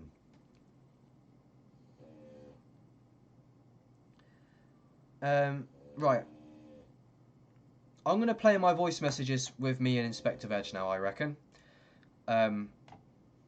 So yeah, like, why I was suffering so much, like, a lot of it is potentially as well because, like, the people around me are, like, again, drinking Monster Energy for breakfast, etc. But I don't know if that's really a valid thing. But what have we got here? Alright, I'll find I'm going to play mine and Inspector Veg's back and forth dialogue of him giving me advice. He often calls me and gives me advice, which I'm very grateful for. And I've come to integrate it a lot more recently. Like this one above here, well, I don't know. Actually, hold on one sec. But yeah, he tells me to get off the internet, do a net fast, get focused on skills. There's no doubt on your skin. But yeah, alright. Let me find these messages, because it was actually about work and this breakdown type thing. I think. So, because he watched my Instagram live, which I'll play at the end. And then this was his response.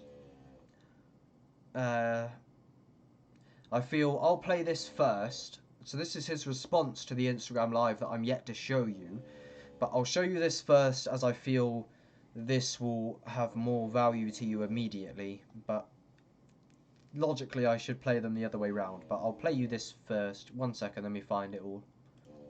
Yeah, so sorry Inspector Veg for leaking our private voice messages, but I think that I don't think you'll mind. But Inspector Veg is a good person. He has the purest heart. He's been through so much shit. No one inspires me like Inspector Veg. I've got videos of his on my channel. But yeah, here I'm going to show you a screen recording of our back and forth dialogue to provide context to what I'm speaking of, as Inspector Veg saw my Instagram live on my break while I was at work, while I was complaining about Babylon and how much I was hurting inside, and this was his response, and then we proceeded to have this conversation.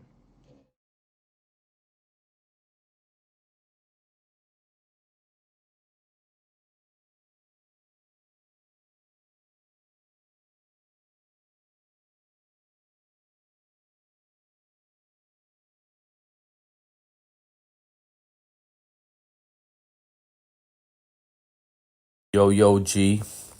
The pain that's borrowed inside all of us has been manufactured by Babylon, but we have to feel into that pain and go into the subtle sensations so we can reclaim the parts of ourselves that we lost and build the bridge back to ourselves. So I guess it all comes down to feeling, really. But yeah, if we just highlight and point out the problems of the mechanism we're in, it still doesn't take the pain away. So it's the inner work, G, and just developing those mature psychological structures, becoming a warrior, training hard, working, building the money up, learning the skills, and doing what we need to be doing. Most of that work that we need to be done is not on the internet, G. But yeah, God bless you, man, and have a good day, and I'm glad to see you moving forward, man.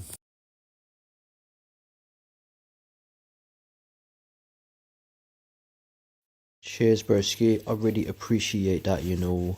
Thank you very much. Yeah, I'm integrating what you're saying. Even if I don't get it immediately, I am getting there. So I appreciate you checking up on man and that.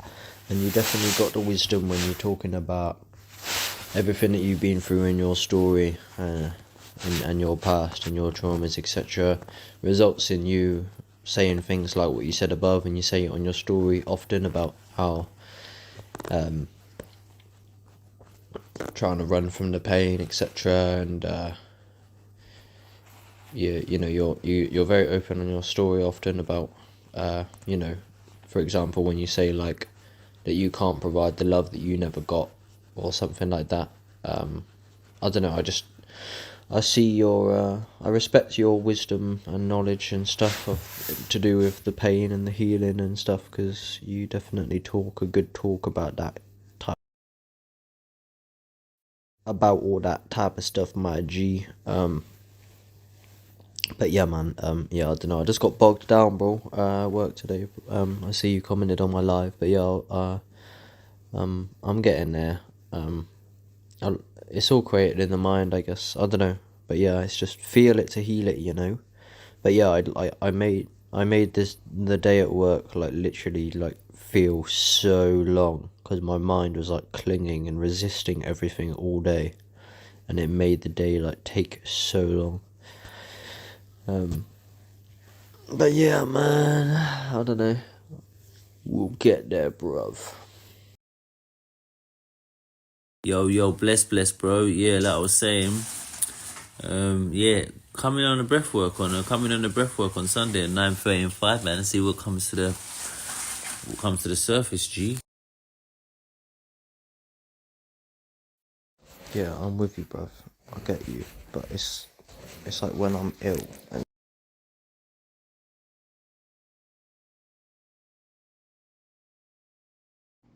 I don't know if some of the messages were deleted.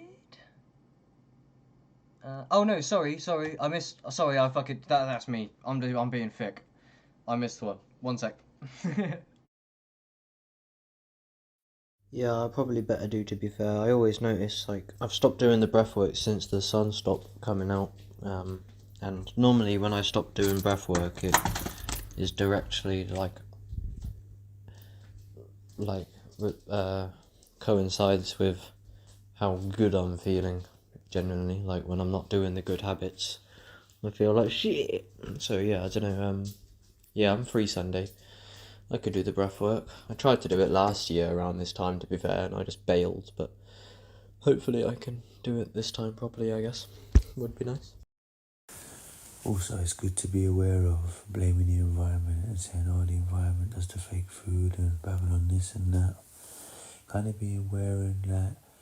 Like if you was a golfer, you'd probably blame the golf clubs. I read that in a book, so kind of be aware of the powers in you, the power to discipline, like when you sleep, what you eat, when you study, when you stretch, when you train, and that type of stuff there. So you've got to watch that we don't blaming the politicians, blaming the government, blaming the environment, blaming our parents. We've got to watch out for that, man, and just take responsibility and just grab life by the balls and just go out there and just do what we gotta do, man. Yeah, you got this, man. I believe in you, G. Yeah, I'm with you, bruv.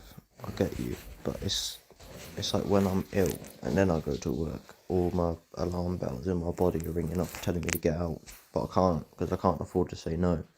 It's like when my body is already ill, or got some form of illness, or I'm hurting already, that's when it kicks off normally. If I've got my health, I'm alright, but I can't be in there when I'm ill. And I'm definitely, but that place makes me ill. So I get you, man. I do get you. But like, I don't really know.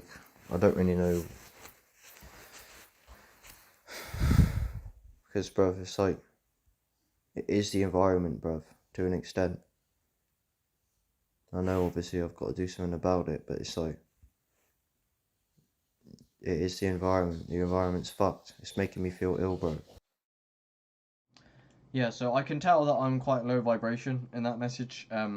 This is real me talking now, of course. And ultimately, I'm speaking things into existence, and you know, you just got to try and be positive. And often I say like, oh yeah, I know I could be grateful, but or like, I know I got to do something about it, but it is the environment. So basically, like, yeah, the environment, I'm right to an extent. It is shit. It will make you ill. It is gonna fuck you up. Going to work every day like that is unhealthy, of course. In those environments, having a boss of that nature, especially if it has nothing to do with your life purpose and it is just flat out wage slavery and you've been doing it for years. However, as I said, it's not forever. That's the main thing, is we have to keep a vision and say, this ain't gonna be forever. We just have to do the best we can do and save money. That's what, here he goes, Veg says here, stack that P. And in my previous job, I wasn't planning on losing it, but I just spent my money on weed and mushrooms. And yeah, partly the weed was to heal the pain, etc. And addictions, but yeah, it is hard. But you learn when you make mistakes. So Inspector Veg replied to that voice note, that's building strength. Some men have 4 kids and a madre, or a wife, and do it for years. You can't be a princess, you have to toughen up and stack that P. It's life. Develop your warrior side or you'll stay as the eternal child. It's not forever. It's to get a car and a license and save a few grand, or you can save and go travelling. Go to India if you like spirituality. I'm in South London in the ghetto. I'm working and stacking P. Build a strong body and a strong mind. He then leaves this voice note. And that's for that as an affirmation. The environment is making me ill. That's going to make you feel like swag. It's like saying, I don't feel well. It's a negative affirmation. I commit to rearranging my thought patterns to allow myself to reach my highest potential. That's definitely going to be better than it's the environment. My environment's making me ill, because that's very disempowering for yourself. So You know, you're still young. You got time to go out there, work loads, get to the gym, learn a martial art, go to work, stack up your P, get your driving, get some shit behind you, man. You ain't gonna get anything by just sitting on the net complaining about your environment and that. You gotta make it happen, man. A man doesn't do what he wants to do. He does what he has to do. Yeah, you're right. I guess I just got to focus on the bigger picture vision. Yeah, you are right, man. I know. I don't mean to be like low vibration and shit. I know. Obviously, I'm trying to shoot to be the best I can. Yeah, it's just hard. I guess, even regardless of how peak the actual job is and the environment is, regardless of how shit the environment is, I guess, you just got to do the best you can do and focus on the bigger picture vision. And it might take fucking 2 years, it might take fucking 5 years, it might take a year, it might take 5 to rush to getting out the matrix as a lifestyle, or rush to getting healthy as a lifestyle. It's the same thing. But yeah, I don't mean to just complain, but part of it, my hands and my feet are swelling up, bruv, to the point where this happened before, and I can't even open a banana because of how swelled my hands up, and I feel like it's the environment that causes it. But then I sent some messages. I'm just being a princess. It's my mental health, man. Sometimes my mind just collapses. I need to integrate the masculine. I'm too feminine. My fingers and toes are full of liquid and swelling, and my body is in pain, and there's not enough space in this job to be mindful, but that's just victim mindset. You're one of the most inspiring people I know. Watching your rise above this morning helped me when feeling low. Your new freestyle snippet inspires me like no one else, bro. How you are able to make greatness out of the mess. And that is my kind of vision and my goal, is that regardless of the trials and tribulations, what inspires me about Inspector Veg is that he can come out and make an amazing song, because he's a conscious rap artist, and it inspires me how he can put his story in a track that he transmutes his whole life story into a song that helps people, that I can relate to so deeply, and that is so inspiring to me. The conversation continues. The thing is, if you was going to work and you was tired, and you was going round to the gym or going to jiu-jitsu or some martial art after work, you shouldn't have time to be a princess and thinking, oh, Babylon's this and Babylon that. You shouldn't have time to be on the internet and worrying about oh, this and that and Babylon this and psychedelics and all this stuff you're doing on the internet. Get out there, crack on. A man doesn't do what he wants to do. He does what he needs to do. Get in there, fucking martial arts, jiu-jitsu, boxing, kickboxing. When you're coming back from work, go to training straight away, so you're always moving. If the body is tired, the mind gets tired. Forget all that stuff, man. Train the body, man. Build the warrior aspect, innit? If we don't build the warrior, there's the lover, the king, the magician, and the king. Yeah, the lover, the magician, the warrior, and the... I actually reckon that's just the real me talking now, not the voice note. I reckon that's a lot of what it is. I think when the body gets tired, yeah, the mind gets tired. Because I went home and I think I had some organic lemon. I just squeezed lemon and just drank raw lemon juice. And the health benefits of that made me feel rejuvenated, that it actually kind of healed my mind quite a bit. So I think a lot of it is, when the body's tired, maybe that's why I felt like my soul was just getting sucked out of my body, because my body is unwell, because I'm not very integrated with exercise at the moment. I have been a lot in the past.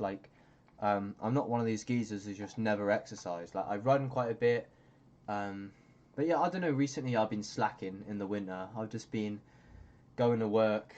My sleep cycle's been a bit on and off, and kind of messed up. I'm just getting off of the weed, and then obviously this job, stood up in that job. Nothing really gets to me as much as that. I hate that the future is likely I have to go to these warehouses for so long. So I know that I can have my vision and focus on the ultimate bigger picture eventually, etc.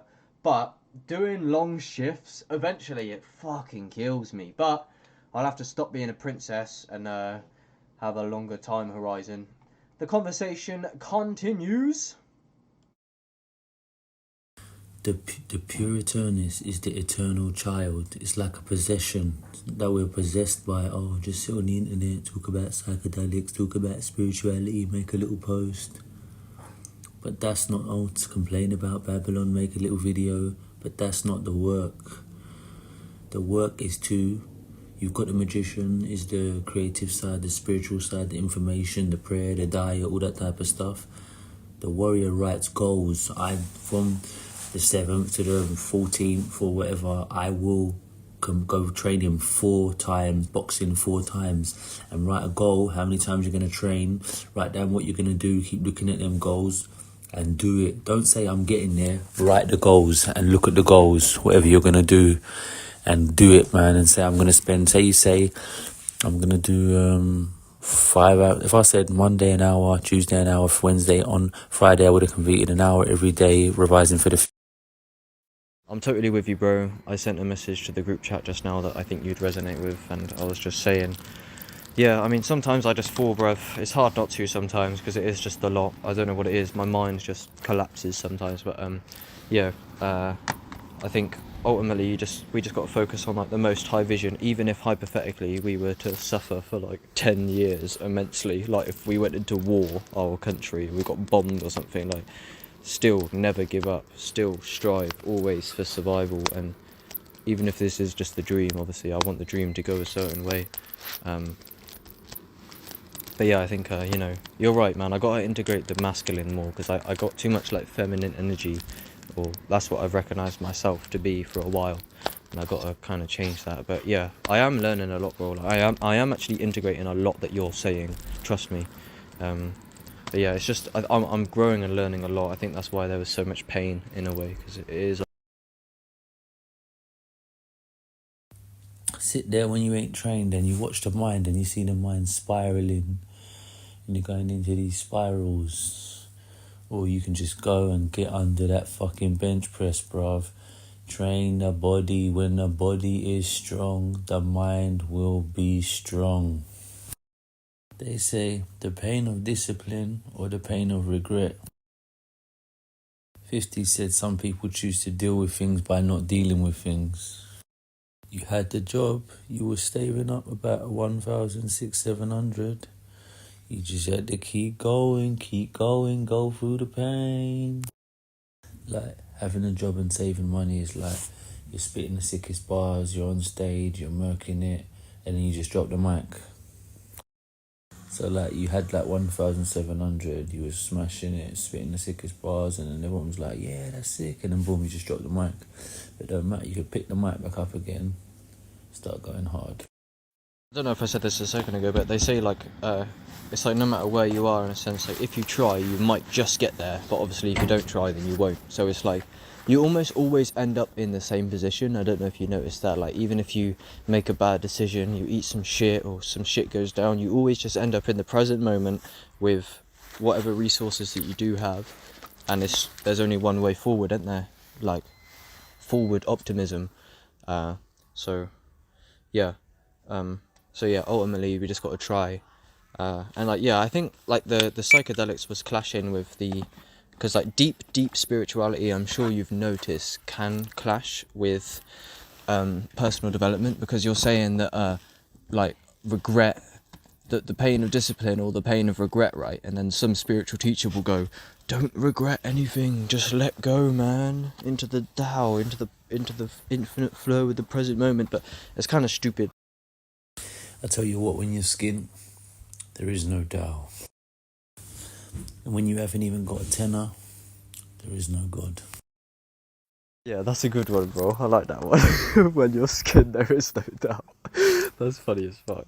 Yeah, no, I'm totally with you, bro. Like, yeah, I didn't want to lose that job. I tried really hard to keep it. I think I was kind of losing the plot because I was doing too many mushrooms and shit as well. But yeah, you're totally right. It's like, I think that's how I got so like caught up yesterday with complaining about Babylon and the environment, is because I was focused on like how it was in that moment instead of the bigger picture vision. So But that's why, like, I do struggle. Like, that's why I got sacked with that other job, kind of, is because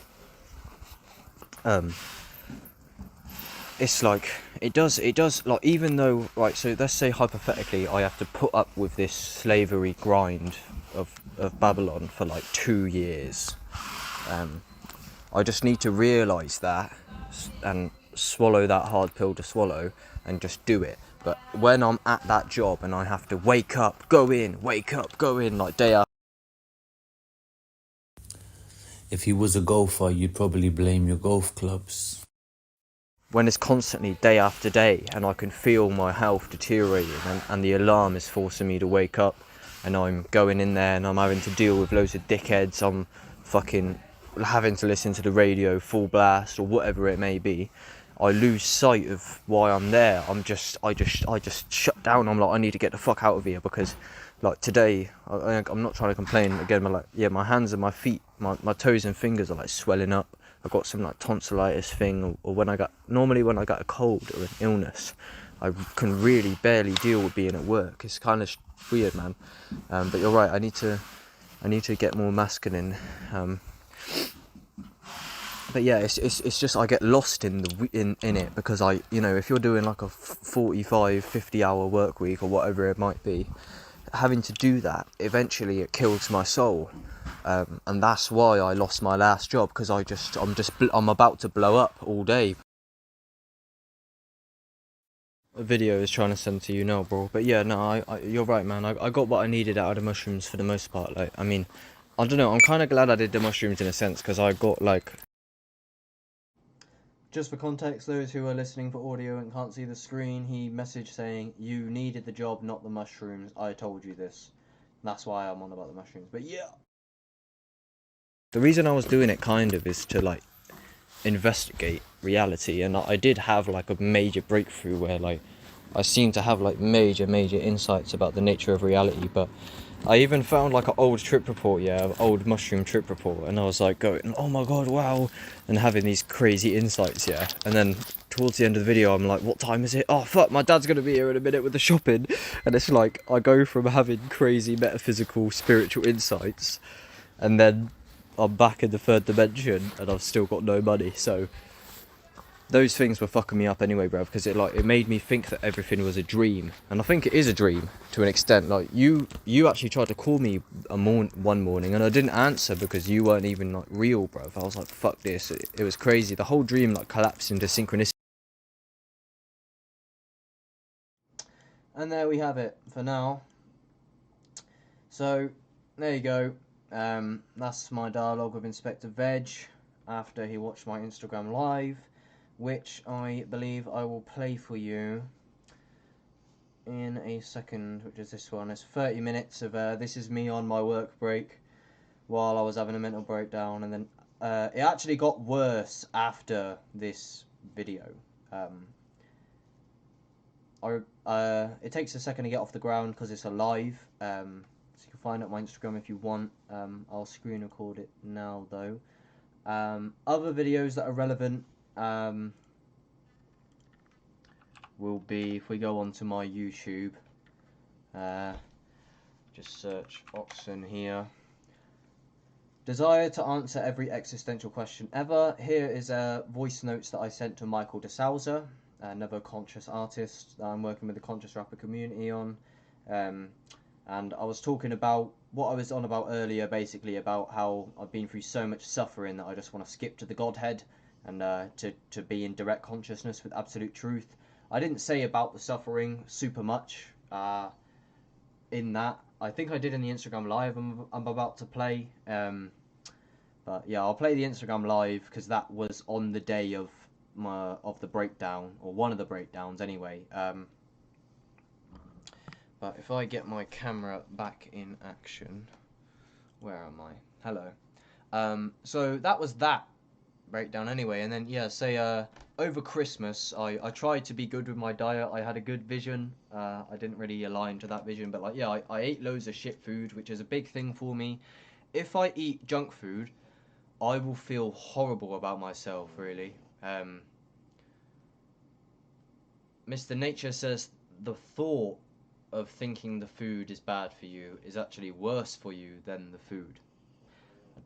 I don't know how I feel about that. That is kind of true in a way, because I'm infinite consciousness, I guess. But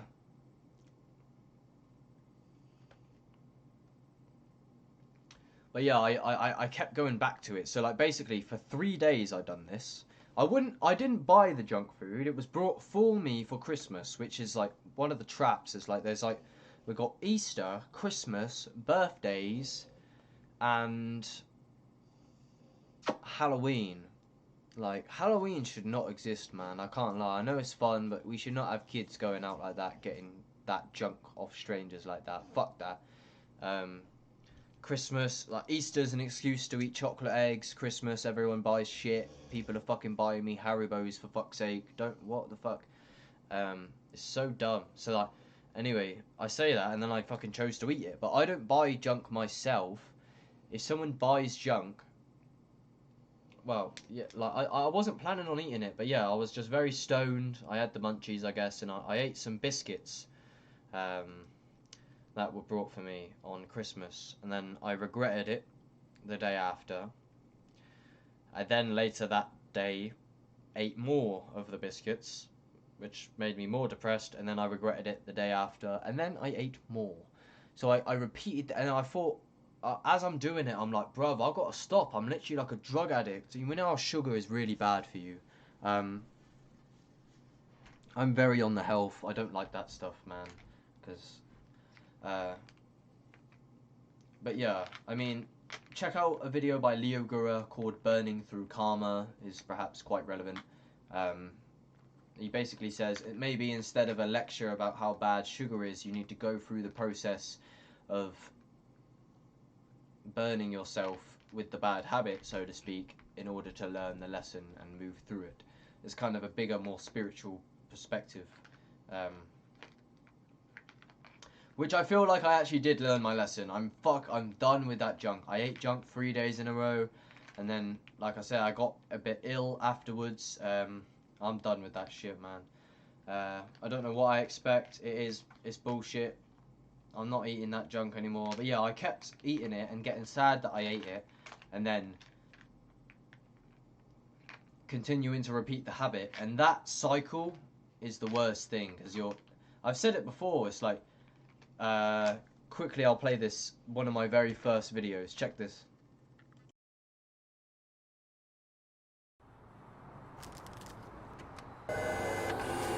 There's one simple hearing hack. Anyone with impairments have nothing.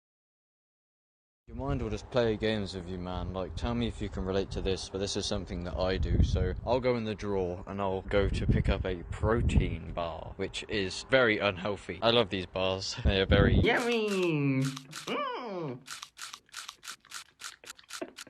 My mind tells me, don't eat this bar. What do? I just turn my mind off and I peel the packet. And as soon as I peel the packet, it's too late. I've got to eat it now. But I know that I shouldn't have. But in the process of picking up this bar, my mind is telling me subconsciously, don't fucking open it. But I turn my mind off and I open it anyway. Yeah, no, I definitely have things like that. It happens in many different ways. Like, I'll be considering whether to actually be productive when I get home from school or to just smoke weed. And like, some way or another, my mind will just text my friend like, yo G, you got any bud?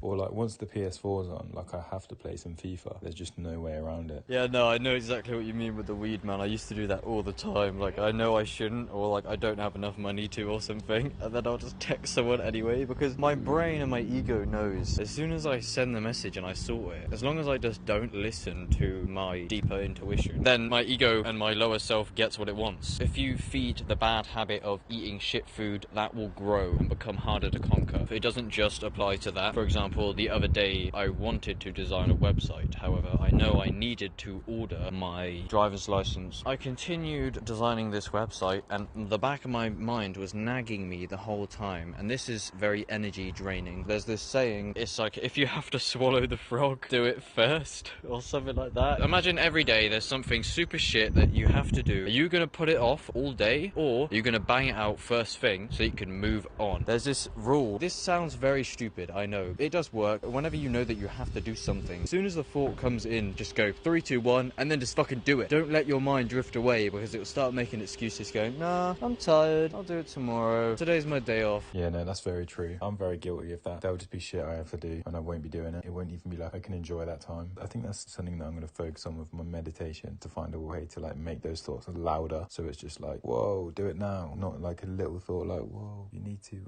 do your homework. Like, no, be like, bruv, do your fucking homework now. If you take homework now. If you take this too far, this silencing your mind, I have this quote-unquote friend called Cole, and he is the most destructive person I know. All he does is tick weed, tick coke, tick drugs. Doesn't pay him back. He has so many enemies. He owes so much money. It's unreal. This is what we're talking about here, but he's taken it to the extreme, where he turns his mind off. He deals with the problems tomorrow. So as long as he can have a good sesh tonight, tick the pills tonight, blow all his money tonight, tomorrow doesn't exist. He's the most unhealthy guy I know, and he's just on the verge of fucking me in the butt 3 times. Very hard. He comes in my hold and then eats it all up. Yummy!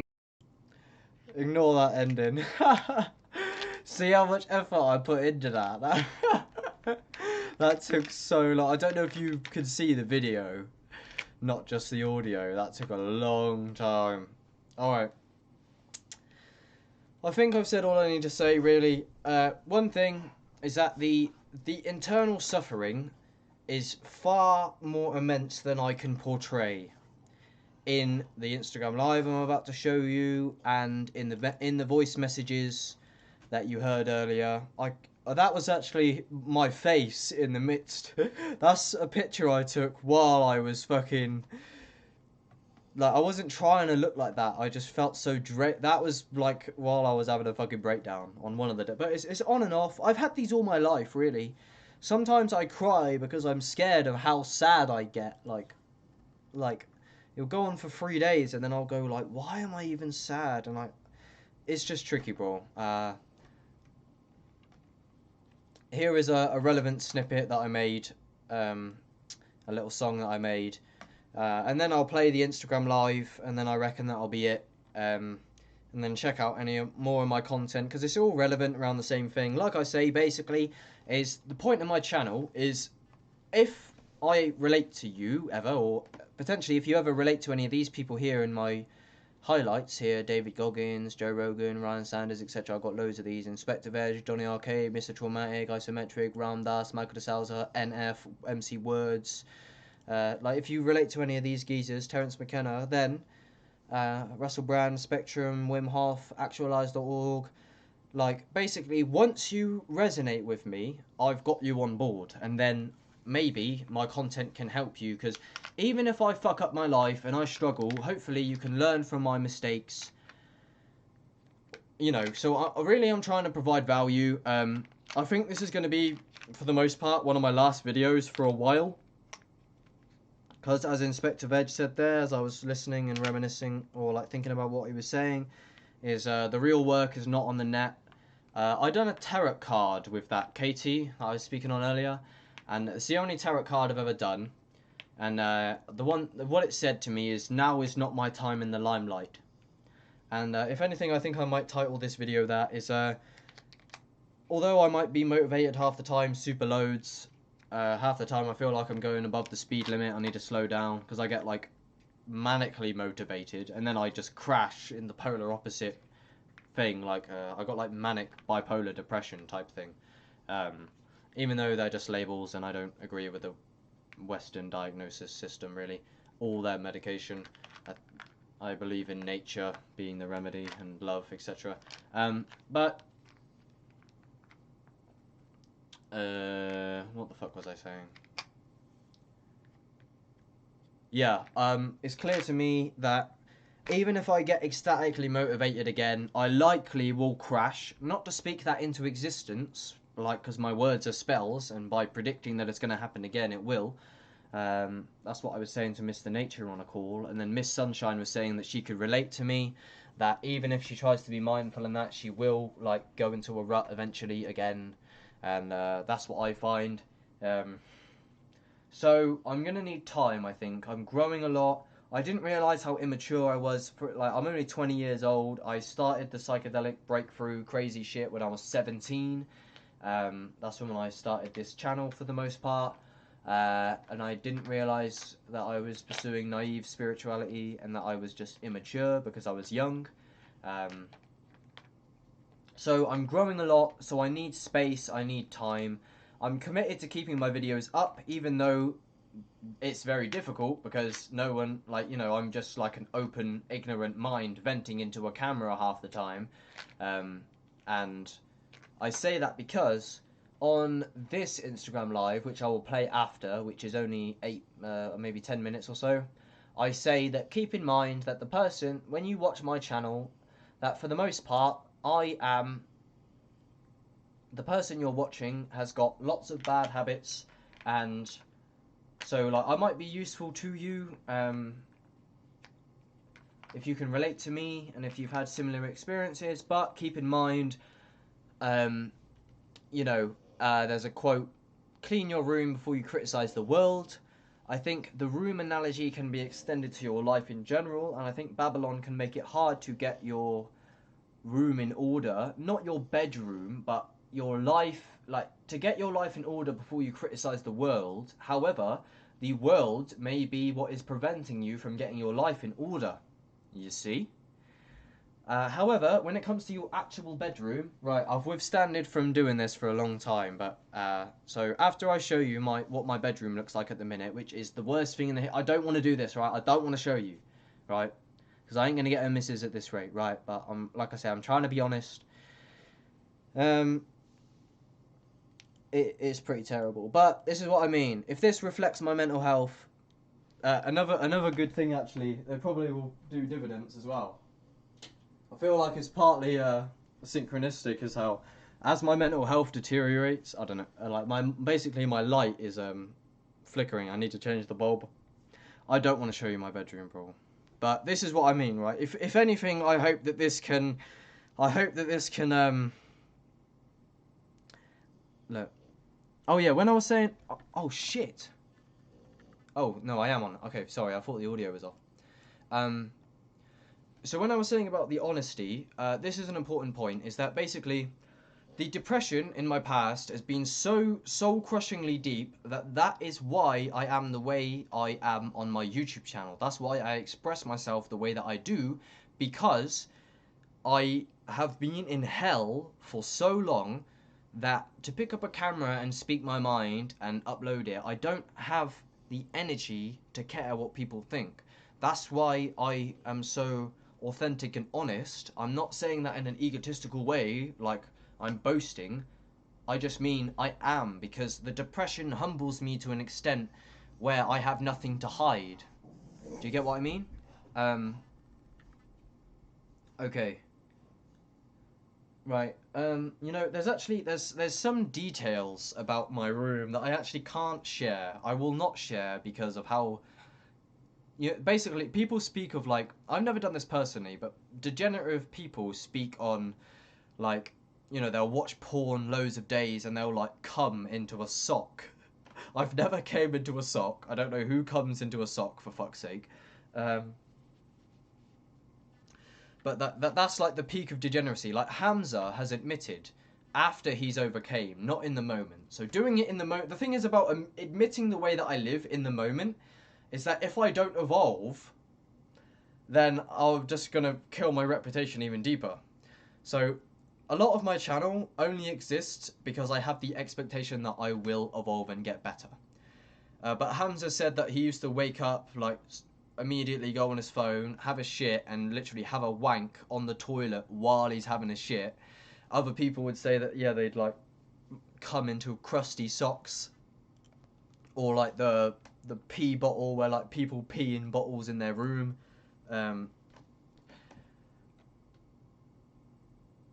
But yeah, I'm not going to be too explicit of what exactly I'm guilty of.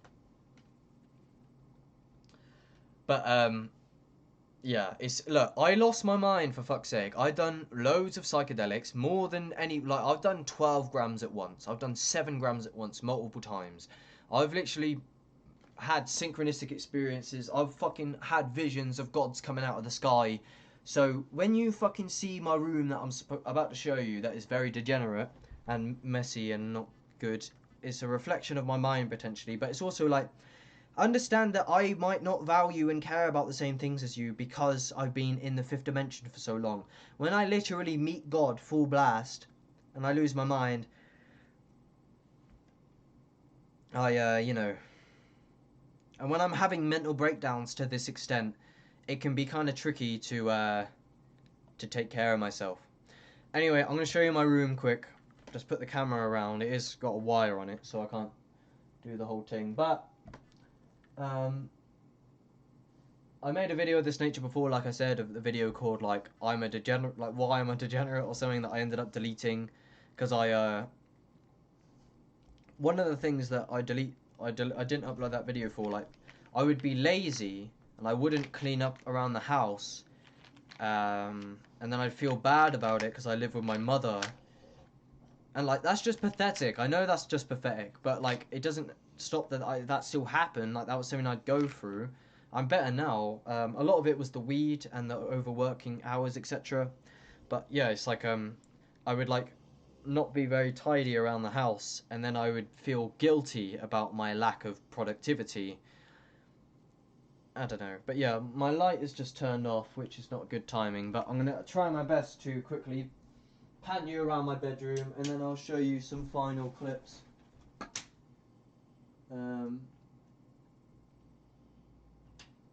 Yeah, my light is just not turning on anymore. Maybe it just won't let me show you my room anymore. But here you go. That's by my door, and then immediately we've just got loads of clothes, boots. But it's like extreme, bruv. Look at it. But you know what? I have actually kind of always been like this from an extremely young age. So I don't know if it's because my parents, to an extent, never gave me any shit. This is partly why it's not my time in the limelight as well. Because this is what I mean. My life is falling apart. My light bulb is fucking flickering, for fuck's sake. Look at my desk. What the fuck is that? That's what my camera was on. It's just terrible. Like, there's just like shit everywhere. Look, my keyboard is on my chair, and my chair is like the worst posture you've ever seen. If you can see it. It's kind of cursed. I don't know, fuck's sake. My mouse mat has been on the floor for like over a month. All I need to do is clear my desk and put my mouse and my keyboard on. But like, this is why I can't be productive and shit, is because I can't even like work at my desk because of how fucking dysfunctional I am. Look at it. It's fucking horrendous. I know. All shit on here. I got like a bin under my fucking desk. Yeah, just like dirty clothes basically everywhere.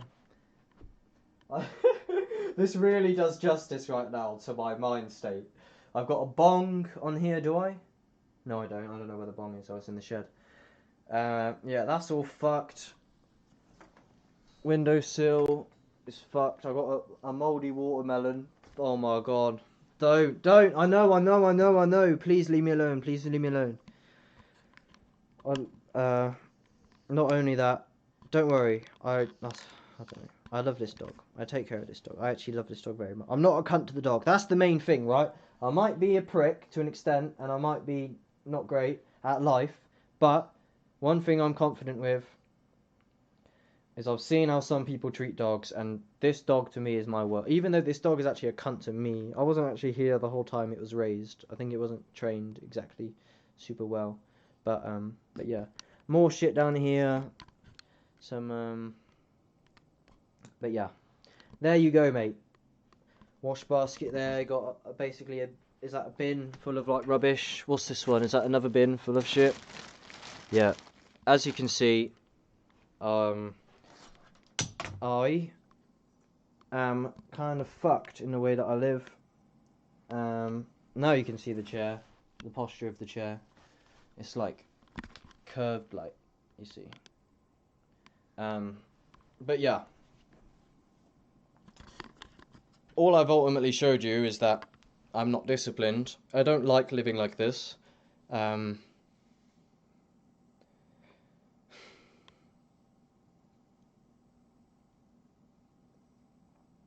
yeah, and like, if you're familiar with my story, I got kicked out of my flat like 3 times because of the mushrooms. My dad was trying to like get me on the right path, but I just kept taking magic mushrooms and like losing the plot. But to be fair, my dad is not super functional himself, so it's hard to take advice. Like, I think I dropped like a coffee. I don't know if you can see, there's like streaks down the wall. It's like a coffee like hit the ground. But yeah, I know, it's awful, it's awful. I know, what can I say? I'm fucking embarrassed. It's not good. So, ultimately now that I've documented that, I'm gonna have to change. So hopefully I can show you my room in the future and it will be leveling. But it's like, I realised that I spoke a lot in the past with so much arrogance. But like, a lot of it just come from like fear and hate within myself. So I'm sorry. Ignore a lot of my old content. Hopefully you can relate to it and it can be useful to you. But yeah, I'm really I've been sinking for a while and I didn't know that I was sinking because I was doing psychedelics all the time. So I hope that you can just kind of like have kind of empathy, not that I deserve it. I hope I haven't made myself look like too much of a fool. But yeah, I've not been well. But yeah, hold on, let me show you my See, I say my room's bad now. I can find a video on my YouTube from me as a kid. It wasn't so bad because I was a kid. And this is the thing, is like, Jordan Peterson says like people are pursuing the same nothing they were pursuing at 20, but they're 40. But it's not so cute when they're 40. It's not cute at 20, but it's less cute at 40. So, if I lived like Messi, but I was a kid, it's different. But that's the thing, is I'm growing up. Or I should be.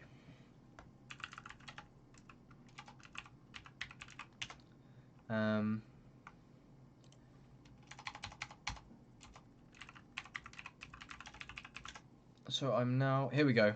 So in this video, this is 7 years old. Retarded kid smashes stereo on my YouTube channel, right? This is in the same house. What's up, guys? My name. Look at my room. You can hear my voice, for fuck's sake. My voice ain't even broke, and I'm still a messy cunt. What's up, guys? My name is Flax Plumio, and today, I'm here with Cosmic Clone. Look, my friend, hold on, let me switch on to the other mode. He falls because he's stood on loads of shit.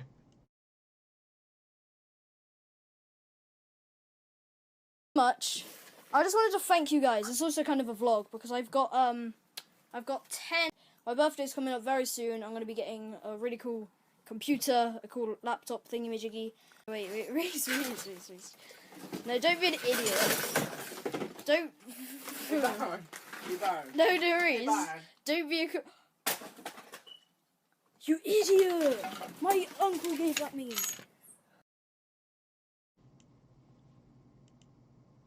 So yeah, you can see my room is still fucked back then. So it's just the way that I've been. I just tend to be like that, I guess. But it's like extreme. Like, you could be messy and then there's like, you literally can't see the fucking floor.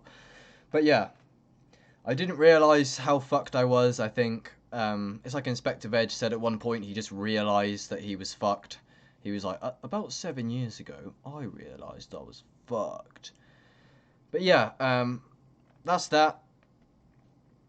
That's 2.5 hours now I've been fucking talking shit about myself, when really, like Inspector Veg says, the work is not on the internet, it's in the real world. So look, this is going to be partly, for a while, one of my last videos for a bit. I need to focus on the actual world. I hope that this will serve as contrast to my future self, and that I can be proud of who I'm going to become. I want to build a good physique, I want to build a good life in general, and I just want to improve in all dimensions. and I hope I can document my rise. And God likes to tell stories through humans, so I hope I can show you that I will improve. But look, I don't really care ultimately. Like, I'm embarrassed by the way that I am.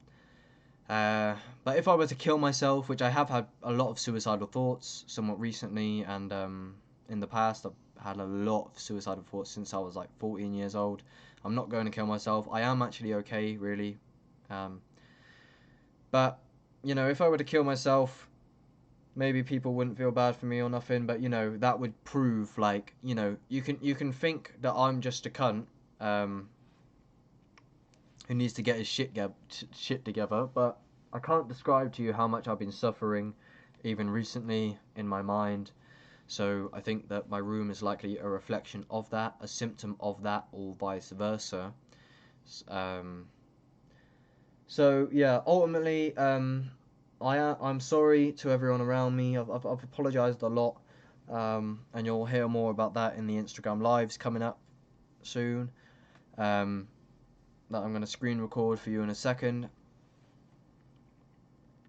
And but yeah, ultimately I don't care, because the nature of depression is it hurts so bad that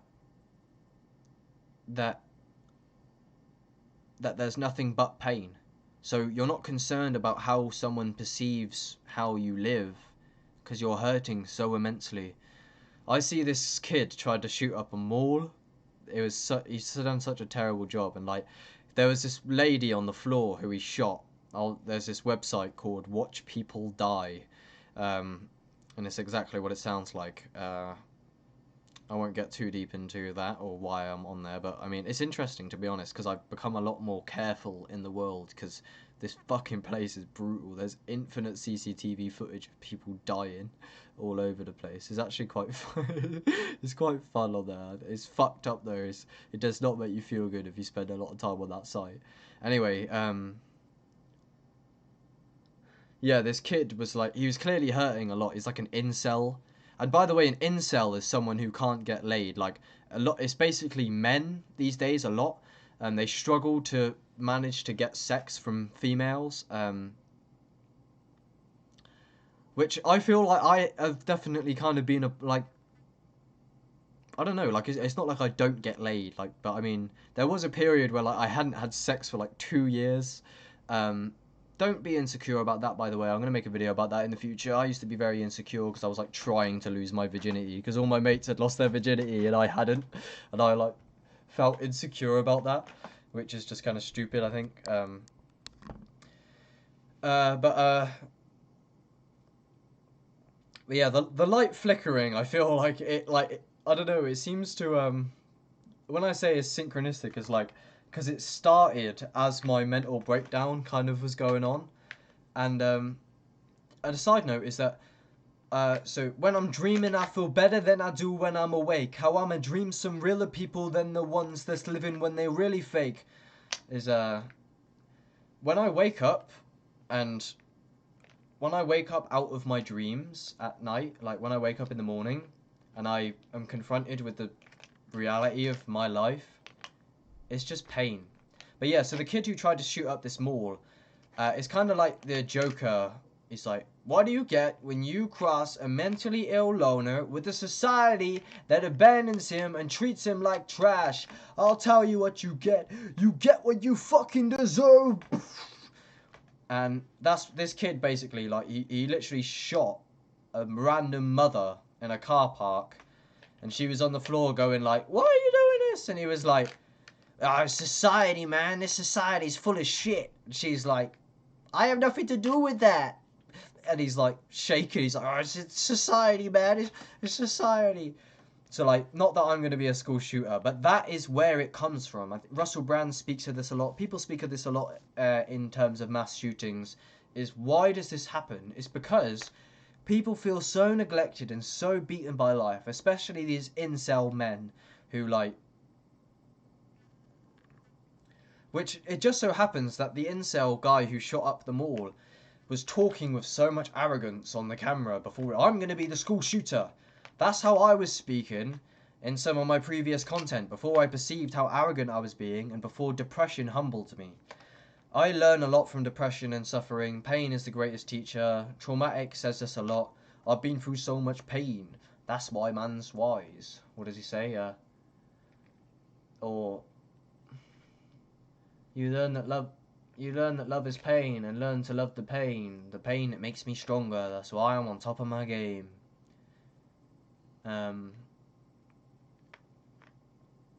The weed is blocking the pain. The pain is making you... Yeah, I can't remember.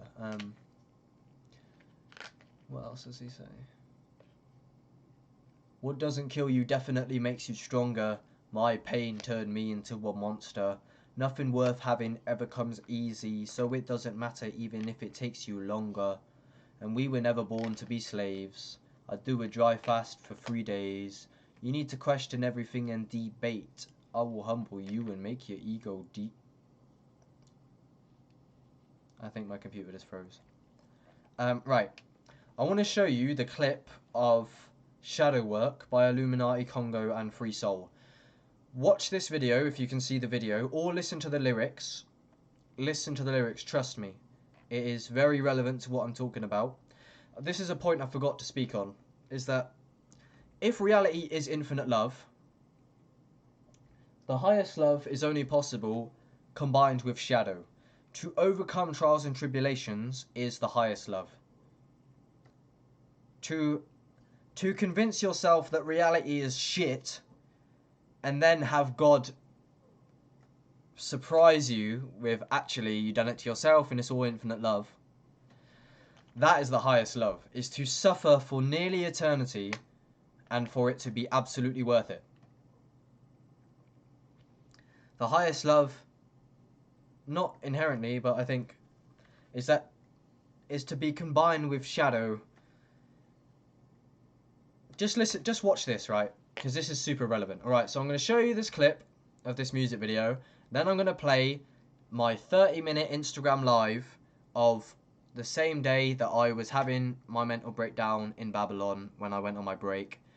Again, I can't portray to you by talking the mental suffering. That's a big thing as well. Is you can only save yourself. A big thing is as well, by the way, is a few days before I was feeling so like righteous and so happy and so like in alignment that when I was reflecting on people being depressed and stuff, it didn't make any sense, to the point where like I don't resonate with it and I think, oh, you just got to save yourself. But basically what I find with bipolar tendencies is basically when I'm happy I don't really understand my sad self. When I'm sad I don't really understand my happy self. That's kind of a black and white way to put it. Happy, sad, whatever it is, fulfilled, unfulfilled, whatever. In alignment, out. Yeah, that's it. When I'm in alignment, I don't understand myself when I'm out of alignment. And when I'm out of alignment, I don't understand myself when I'm in alignment, in terms of how am I in that state and how do my states change. Like, it's kind of mad to me.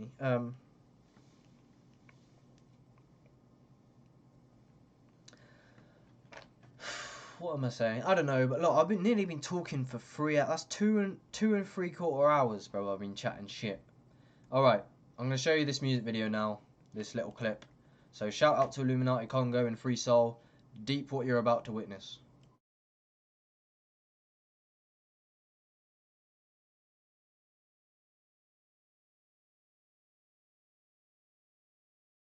That is unraveled. Hit the light switch on the underworld trips. Deep in the ditch of the darkest pitch.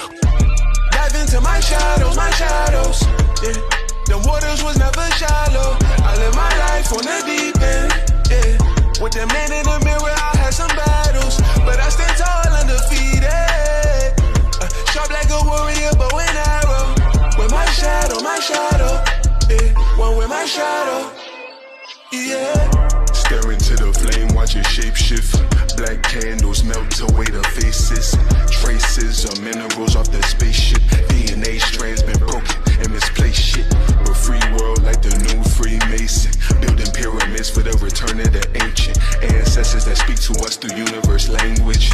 Offerings on the altar, how we make payments. I made a deal with the spirit guides to show me all my darkest sides before I bask in the love and light. So you can keep the whitewashed, colonized version of spirituality, the access denied. Shit got tragic for the Asiatics, but this new wavelength is guaranteed to shift the tides. Balance yin and yang inside my mind and join force with the shadow to ascend to highest heights. Dive into my shadows, yeah. The waters was never shallow. I live my life on the deep end, yeah. With the man in the mirror, I had some battles, but I stand tall undefeated. Sharp like a warrior, bow and arrow. With my shadow, yeah. One with my shadow. That is unraveled. Hit the light switch on the underworld trips.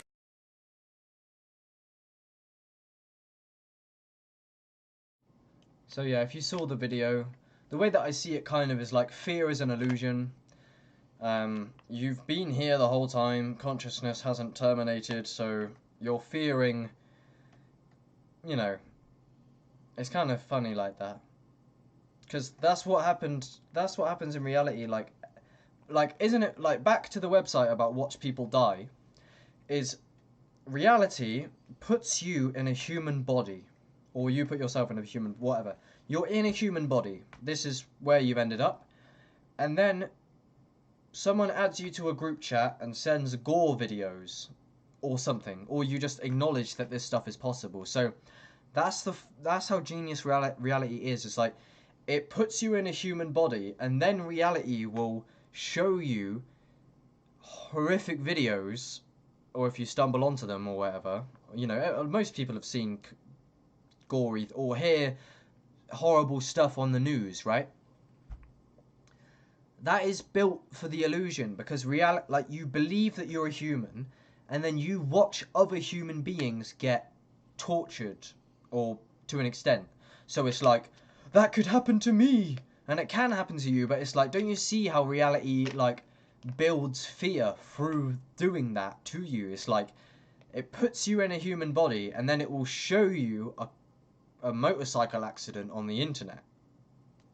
You see what I mean? So it's like, and then you'll watch that and go, oh, but it's like, but then when the flame was dancing on the rope, if you saw the video, it's like, he's watching the rope go, ah, it's gonna collapse, ah. But it's like, it never actually does anything to consciousness ultimately. Like, it's like such a genius illusion.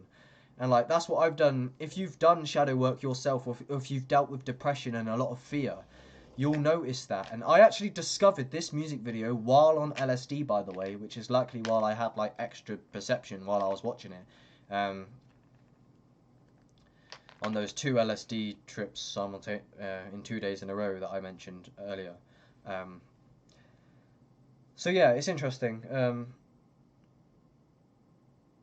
It's like reality lines everything up to make you think that everything's about to hit the fan. And like, it will hit the fan so much, but it never like actually gets to the core. It's always just enough to get by. Have you noticed that?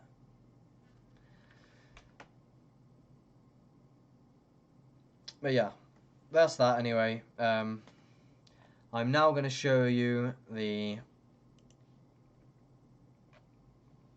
Instagram lives that I'm going to screen record.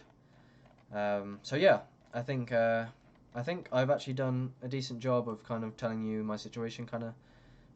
Oh yeah, I'm going to play you my I'm going to show you this this rap I made about this is a rap.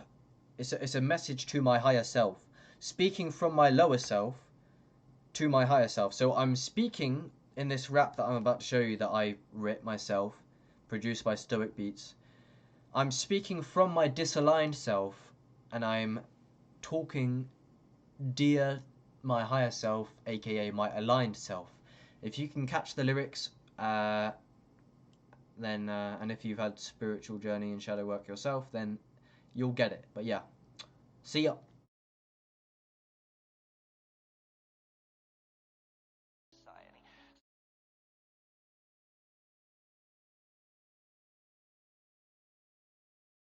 I wanna fuck with you, but you ain't here when I got time. Cause time does not exist for you, that's only in our mind. And I wanna be one with you, but I am trapped inside. inside. So I'ma eat a long mushroom, dissolving many lies. Like, dear my higher self, I think that I'm needing help. So I'm reading DNA to somehow break out of this cell. Cause this dialogue I'm hearing keeps on speaking super loud. My only ground is understanding, so it's hard to kick them out. Now I'm standing on the ground, cause I know grounding's good for health. Voices keep on saying I ain't well, I breathe and they dispel. When they're sounding alarm bells and manifesting many doubts. I take 30 breaths in, I take 30 breaths out. I go in, out, in, out, in, out. I take 30 breaths out, I take 30 breaths in, I take 30 breaths out. The Wim Hof method is the best, no doubt.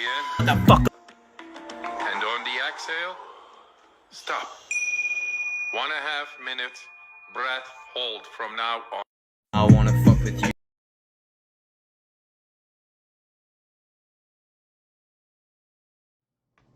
Alrighty, now I'm gonna play you my my Instagram live I done on my break at work in the midst of a mental breakdown, that you're familiar with by now if you've been listening. And after this, I felt a bit better, but then the rest of the day was hell on earth again. So yeah, it was not good. Regardless if it's my fault or if I'm just a prick or whatever, I was struggling very much. So and Mr. Nature messaged me and he asked how I'm doing. By the way, yeah, I actually want to show you some. So here is a conversation I had with Mr. Nature. Mr. Nature messaged me after this Instagram live that I'm about to show you. He watched the Instagram live and he said, "How are you, brother?" On the day of my breakdown. I said, "Decent. I had a horrible day though. How are you? I suffered a lot today, but it was a day like any other. I thought of messaging you saying I can't do this anymore. That's how I felt. But I know I can only save myself. I hurt myself a lot with my mind today, I think. I cried." I forgot about that actually, yeah. Before the Instagram live I showed you, I went out on my break, I sat down outside and I just fucking cried with dread and pain. And felt my energy being drained. I was dead inside. That's another one actually, yeah. That I felt very dead inside, like numb. Well, not numb, like just dead. I don't know how to describe. I wasn't numb, like I was hurting a lot, but yeah, I just felt dead inside.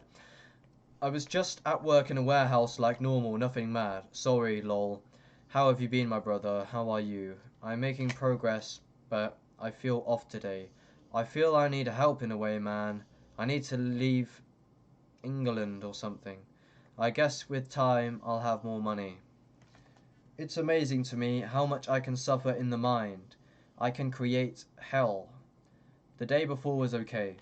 Mr. Nature says, "My day's been amazing." I'm not going to read you all of his stuff, to be fair, because that's not super relevant to this. I guess I felt your energy in the stream. The mind is a hell of a drug if not used right. Wherever you are, be there totally. If you find your here and now intolerable and it makes you unhappy, you have 3 options. Remove yourself from the situation, change it, or accept it totally. If you want to take responsibility for your life, you must choose one of those 3 options, and you must choose now. Then accept the consequences. Some Eckhart Tolle knowledge. That was a quote from it, looks like. Have you read and listened to Eckhart Tolle? Yes. I have, by the way, and he helped me a lot. When I was going through something similar a year or so ago, 2 years ago, and Eckhart Tolle is a master teacher for that. But to be fair, as Inspector Veg says, there's no Tao in your skin. I know it can suck balls to work shitty jobs, but just keep your goals clear in your mind's eye and remember why you were doing it. That's what keeps me going when I got to work. The great things it can bring me and others. Thank you, my bro. Always here. The thing about the now is when we just relax into the moment, we are in the care of God. Last time I went through these feelings, Eckhart Tolle helped. It's hard to change. I get locked into suffering. That's another thing is like, it's hard to be mindful and like to kind of like meditate my way out of it or gratitude out, because you get like almost addicted to the suffering. Like when I say I can't relate to my higher self when I'm my lower self, my lower self gets locked into its lower self, and like to yeah, it's like you get locked into the thought pattern, kind of. Something relevant is that I found on a psychedelic trip and on multiple psychedelic trips that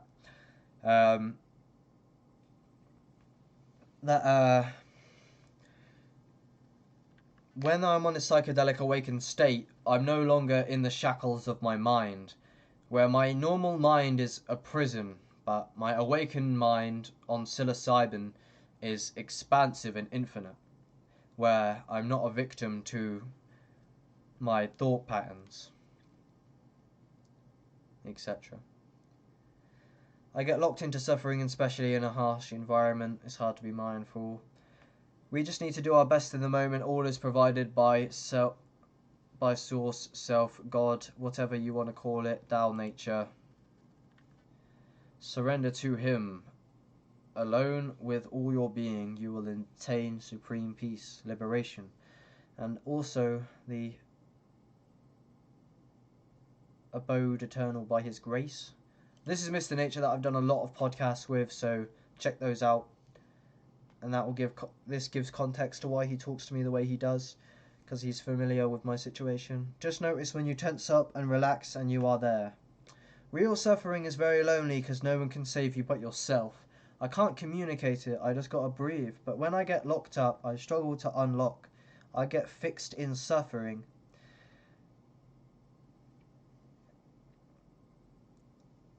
Here he's just got some random quotes for the most part, I think. To pass an exam, you have to study. To drive a car, you have to learn driving.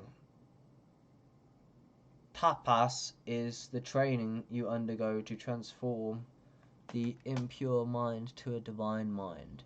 We have to prepare the field before sowing seeds. We have to get rid of the weeds and plough the earth. As the crop begins to grow, we have to keep removing the weeds. But after the plants are fully grown, we don't need to worry about the weeds. The plants are strong enough to resist them. That's a good one.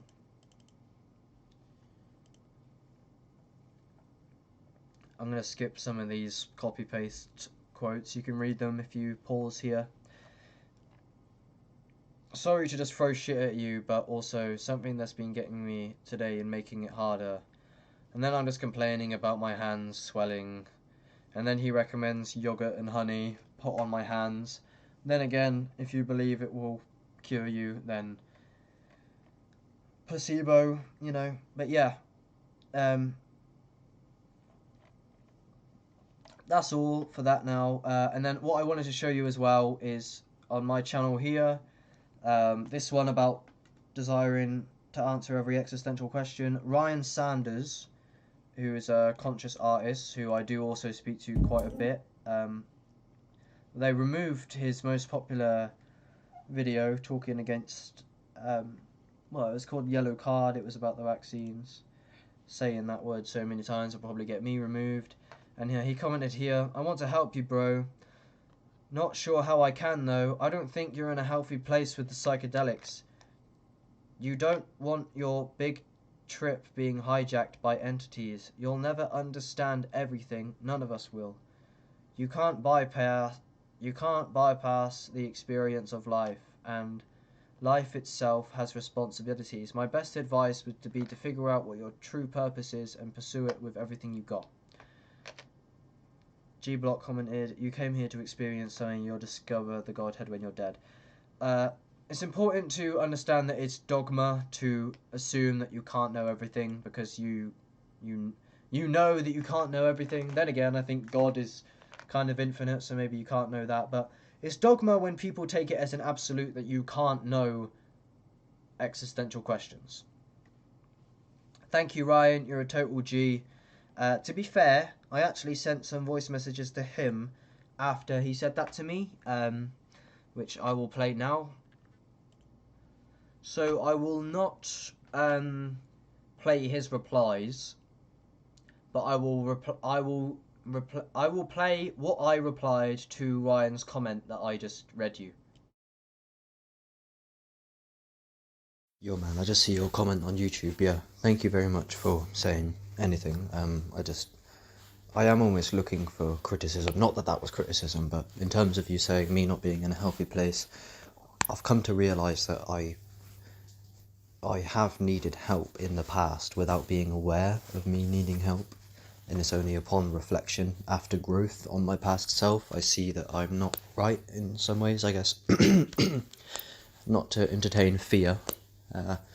But yeah, I totally get you, man. I really appreciate you just like talking to me a bit, and Michael talking to me, and people in this kind of scene in general. I am getting more clued up. I think I was just young, and I just pushed it way too far.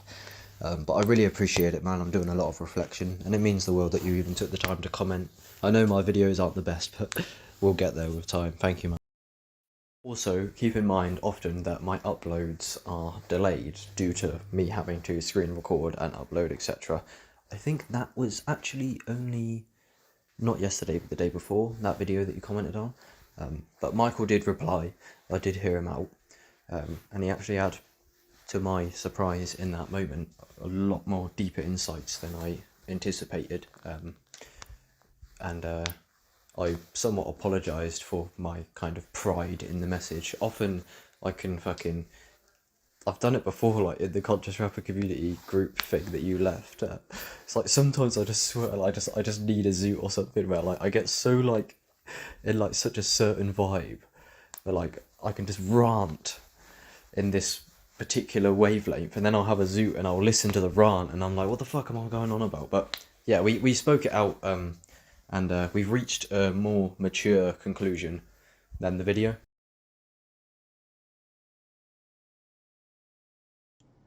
Alright, to be fair, I got 3 voice messages here from Ryan, and I've listened to them before, and I think he'll be fine with me sharing them in the, like, you know, deep in the video. No one's even going to see it. They're fine with all the given context. I mean, I'm sure he won't mind. But yeah, this is his reply to what I just said, basically. Maybe I'll do this one like halfway through, because it's not really very relevant the first half. A few times until I know what to say, and yeah, it just seems like, yeah, I feel like you're in the rabbit hole. You're like right at the bottom of the rabbit hole.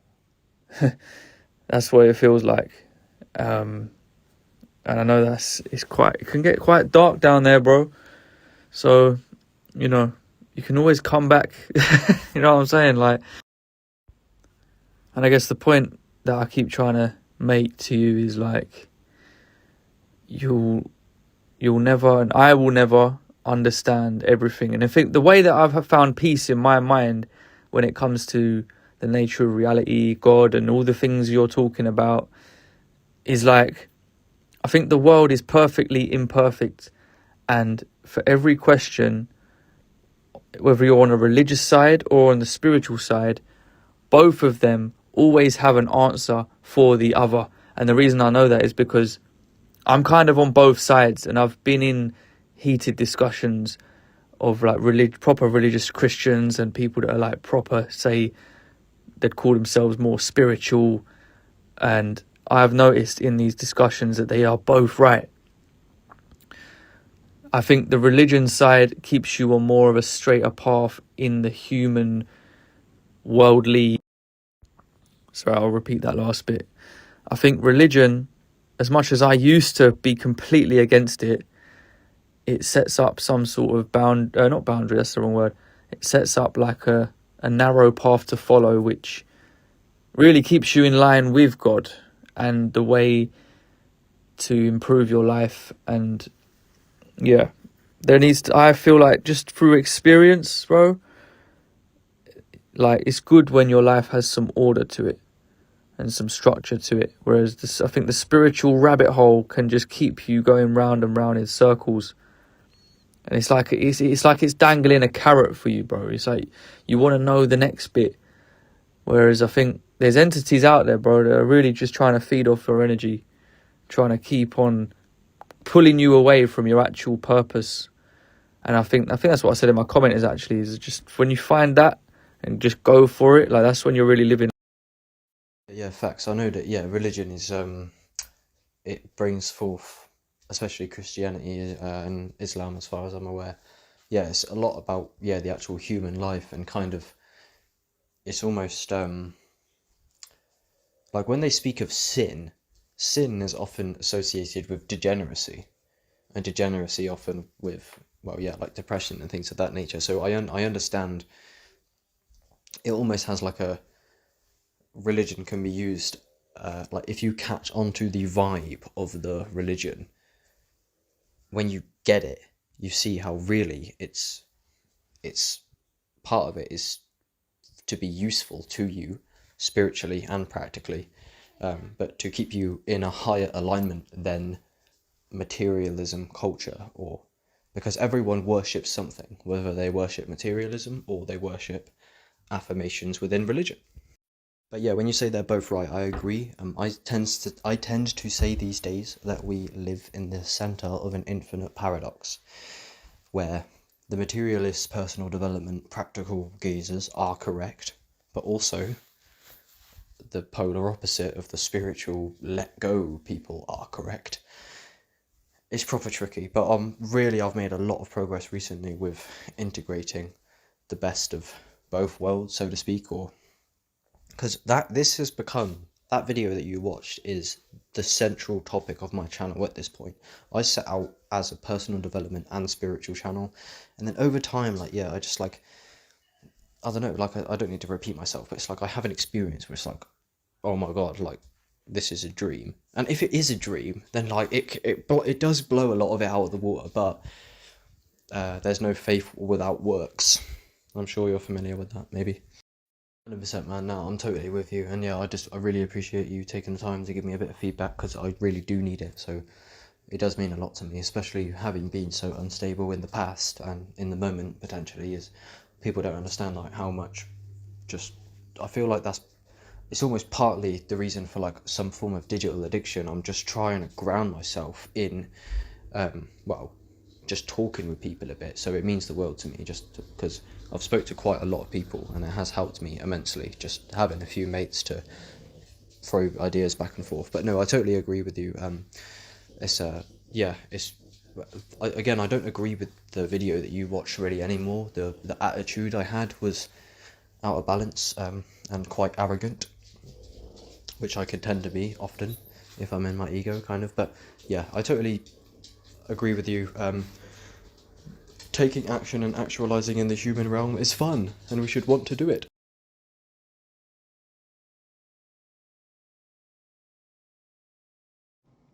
But yeah, lads, that's that anyway. So yeah, please give me criticism. Please send me a private message or comment down below if you've noticed anything off with me. Give me criticism, because I need to hear it. I need to learn. I need to grow. It ain't gonna be easy for me for a while, I don't think, but I hope I can grow into someone that I'm actually proud of. And I know it's kind of like, you know, like it's the spiritual trap of regret. Like, don't regret, just let go. I know that that's ultimately the case, but at the same time, we do live on the relative plane as a human, and I want to like retire my family and get rich. I don't want to live in poverty, and I don't want to have to go to work. I want to work on what has meaning to me. So there's that. I'm going to play the Instagram lives now. Yeah.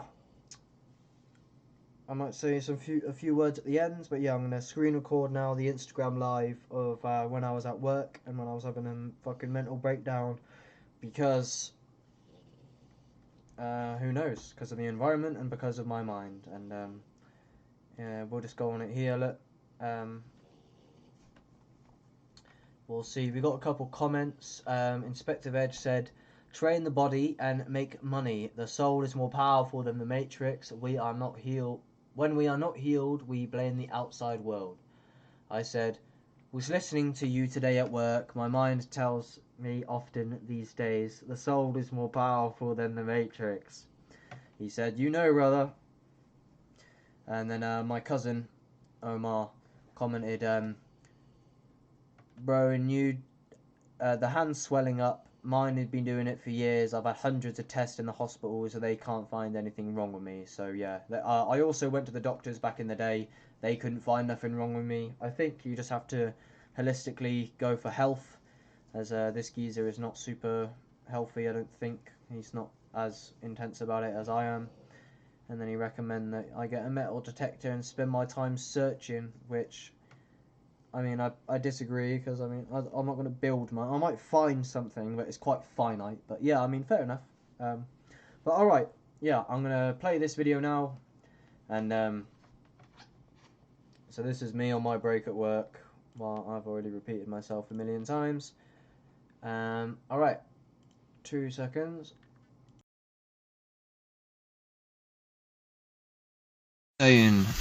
I'm currently in central Babylon, right? As you can see, central Babylon, full blast. And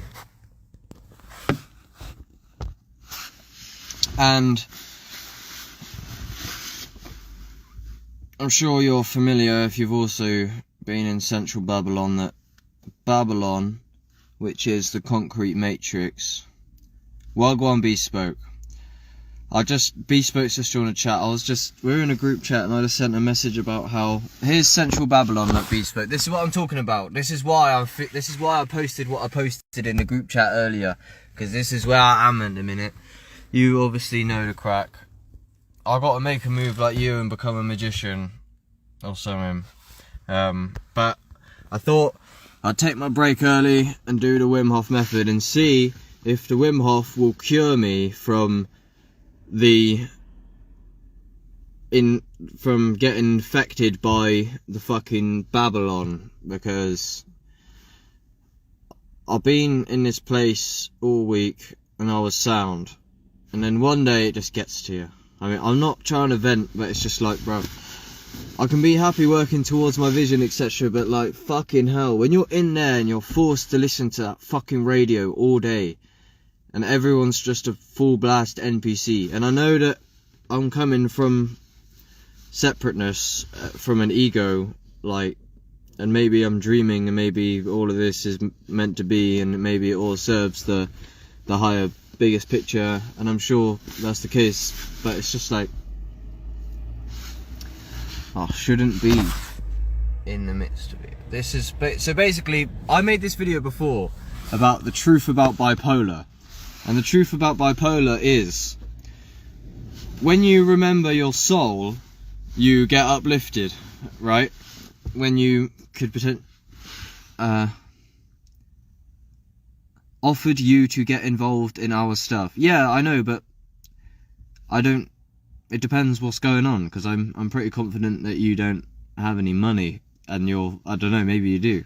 But it's all about money, innit? That's the reason I'm here. I'll join your thing. But like, then what? I don't know if that was relevant to what I was saying, if you were just saying, I don't mean to sound salty. I'm probably coming from a salty place because I'm hurt, because Babylon is fucked. Yeah, no, yeah, I'm not hating, I appreciate it, but like, you know, I guess I'm aiming for success, whatever that is. I just want to go back to the garden, to be honest. I don't really want money, so I'd rather go involve FTP23. I'd rather get involved with you, and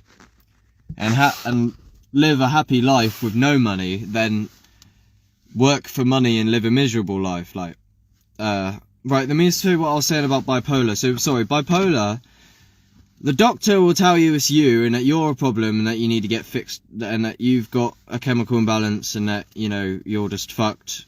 This is what Babylon likes to do. They like to blame you for your mental health, which is kind of true, but also, basically, yeah, the truth about bipolar is, your normal state is love and unity and like the childlike state, right? Like joy and play.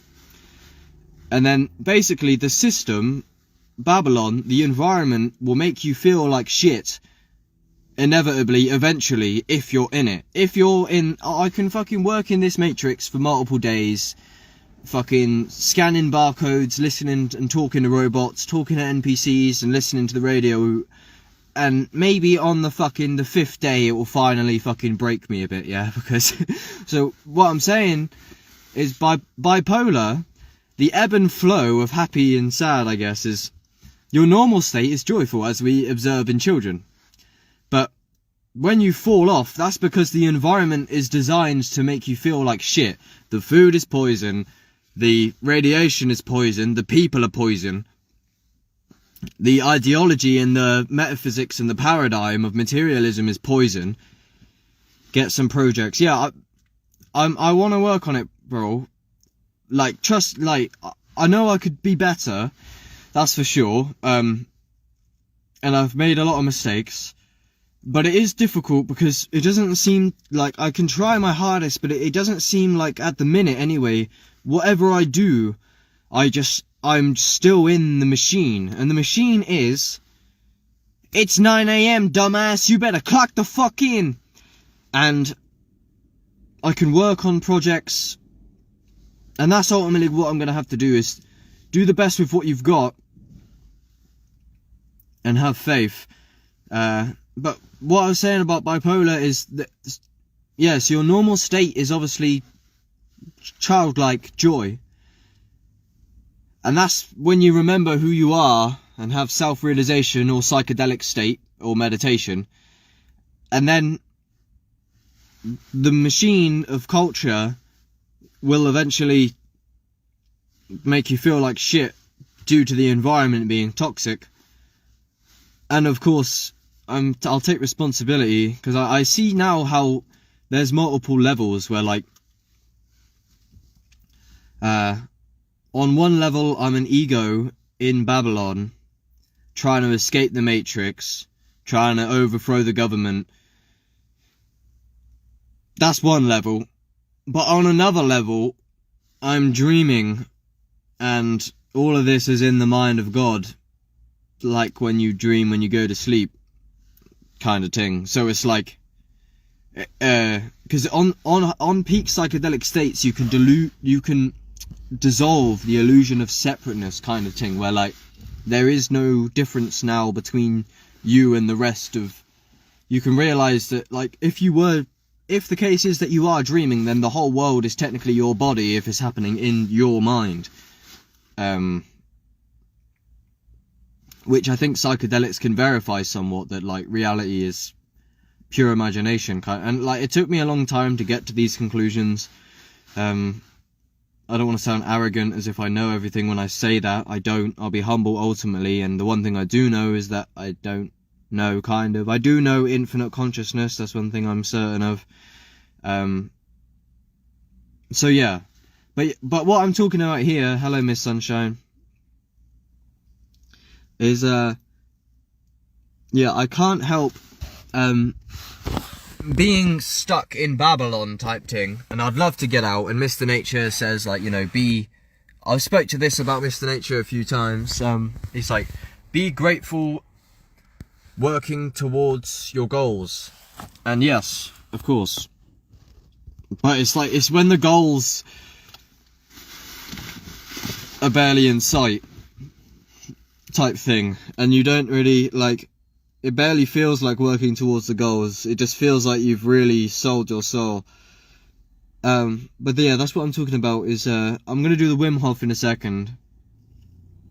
That was the original reason why I'm on my break right now. I should be in the Matrix. I feel fucked. I don't know if you can tell by the way I'm talking. My speech is very slow. I feel kind of ill. I don't mean to just complain and vent, but yeah, it just kills me, man. Because yeah, my hands are swelling up now. And this happened last time I was working full blast. I'm not sure what causes it. I'm sure it's a mix of the food, the EMF radiations, and the way I'm thinking, etc. Maybe the way I'm breathing. So it got so bad last time where I couldn't even peel a banana because I couldn't actually grip my hand. It's not that bad right now, but it's beginning, and it's on my toes. And I had no symptoms until I come back to work. And if you're familiar with epigenetics,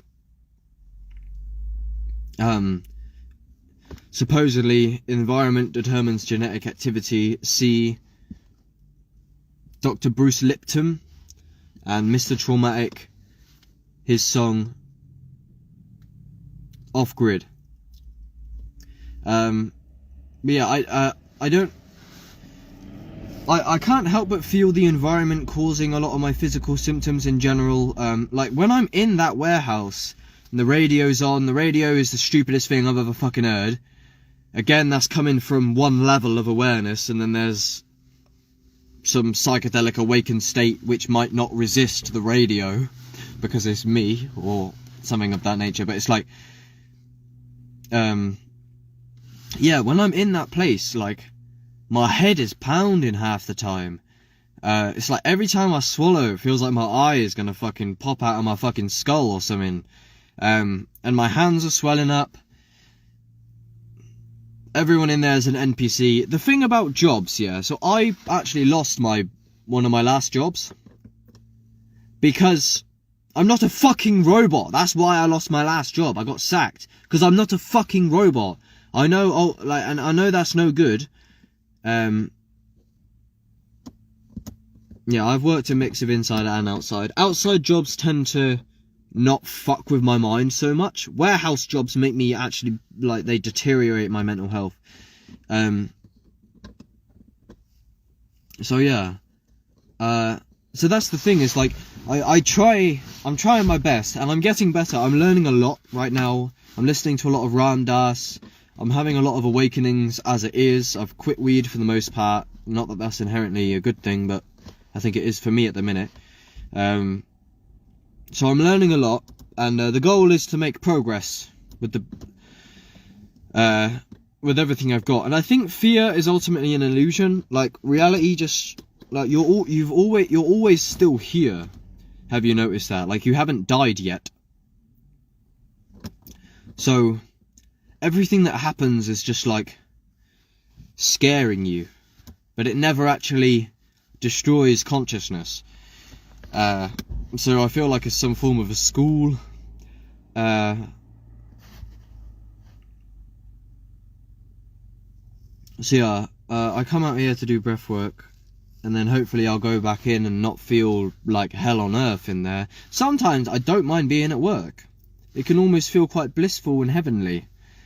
But sometimes it's the polar opposite. Sometimes, like, oh yes, what I was going to say, yeah, so I'm learning a lot, at the minute. I can't even think straight.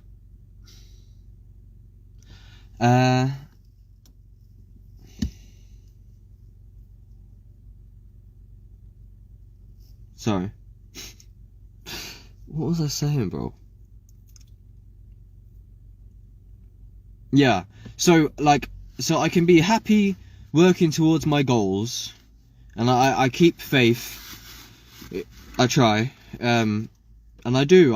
Faith won't leave me now, and I'm not up for doubting whether it's materialist paradigm or spiritual paradigm. Like, I know that ultimately, well, these are just in the mind categories ultimately, but it's not material, that's for sure. Get fucked. It's not material, that makes no sense. Fuck you. But yeah, it's basically, I can be happy working towards my goals, etc. I don't know if it's partly due to because I'm in the UK, and maybe some countries aren't so bad, or a lot of it is because I'm awake, in terms of I've had deep psychedelic awakenings, and no one else in the workplace has really had that. And what I mean is, like, everyone else might be able to get on with it easily to an extent. It's because they're not attuned to energy, because they haven't woke up yet. Kind of.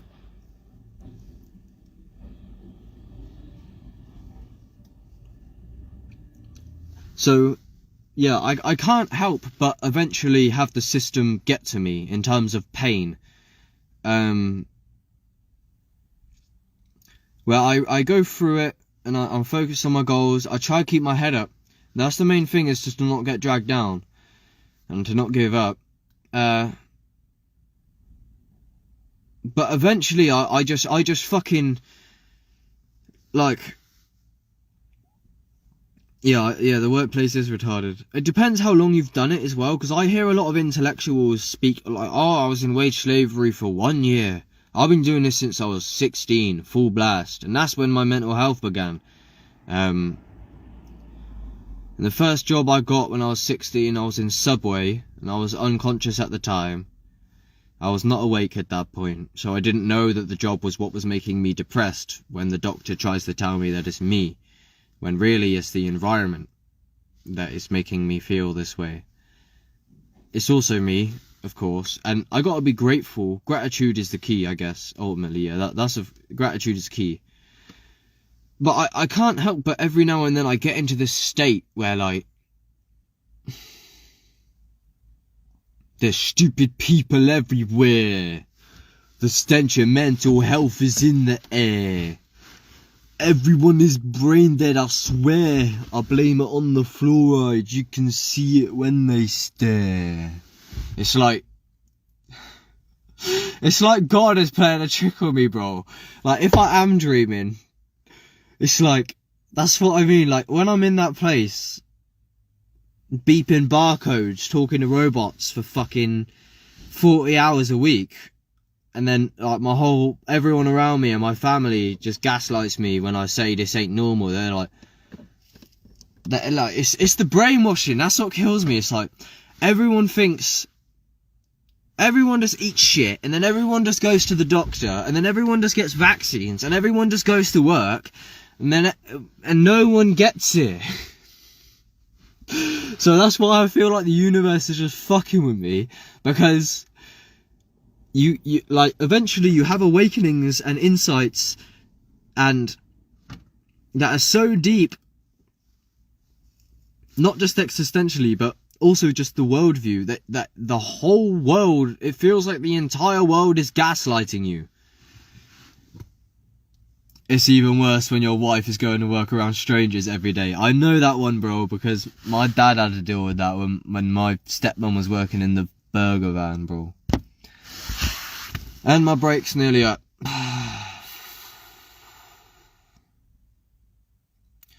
Like, I get it. Like, Mr. Nature says, be grateful, working towards your vision, and that, and I'm totally on that.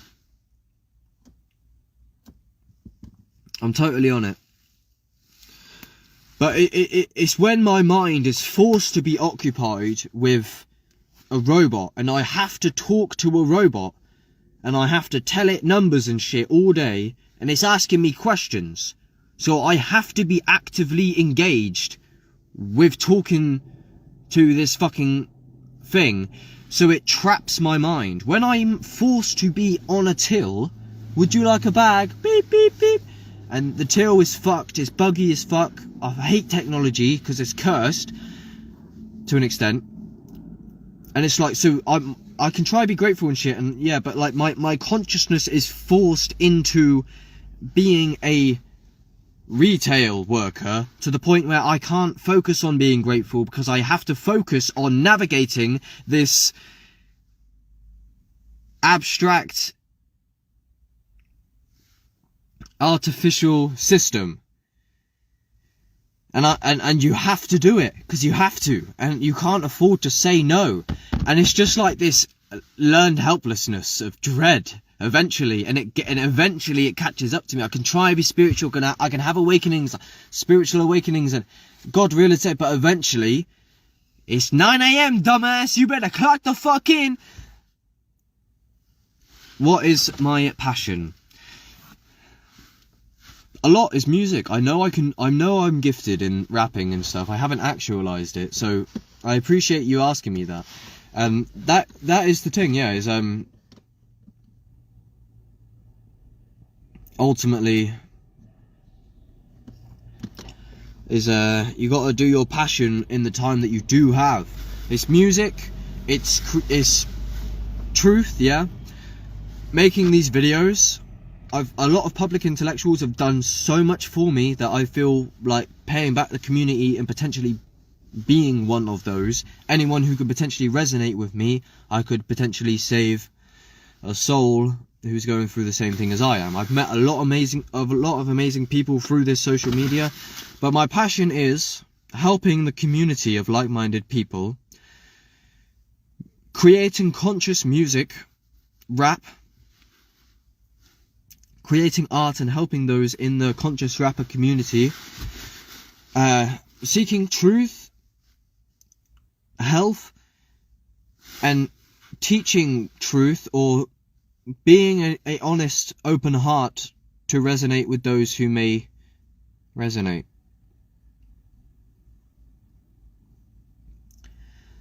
My passion, recently I've been thinking, I'm going to change the name on my channel, etc. Because I feel like I'm growing so much that perhaps I shouldn't stick to the same name as OXSN, as I've always been. Traumatic woke me up as well.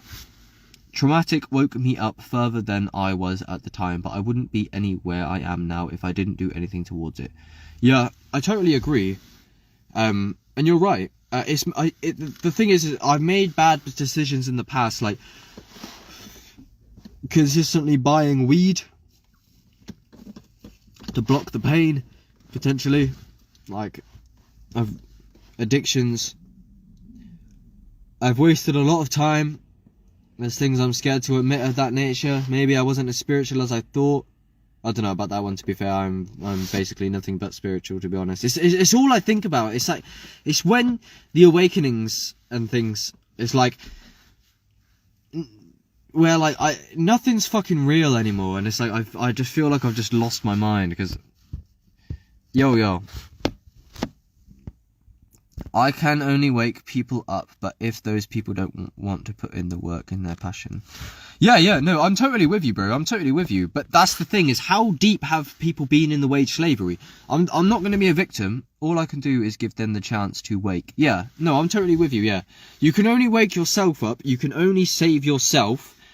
And it's no good being a victim. Amor fati, you've got to use everything to your advantage, and everything happened. Well, I don't know, whatever. Yep.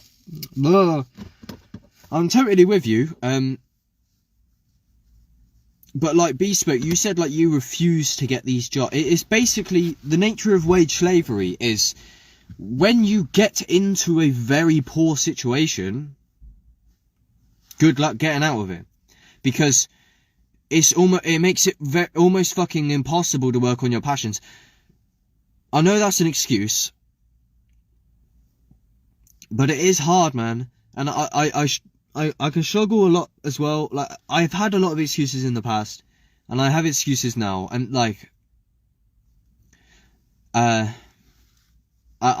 can struggle with laziness as well, potentially as well. And maybe that's partly created, you know, of course, by the environment. Laziness coincides with depression partly. I don't know. And ultimately, you just got to do the best with what you got. And I'm totally with you, bro. I'm totally with you, Bespoke.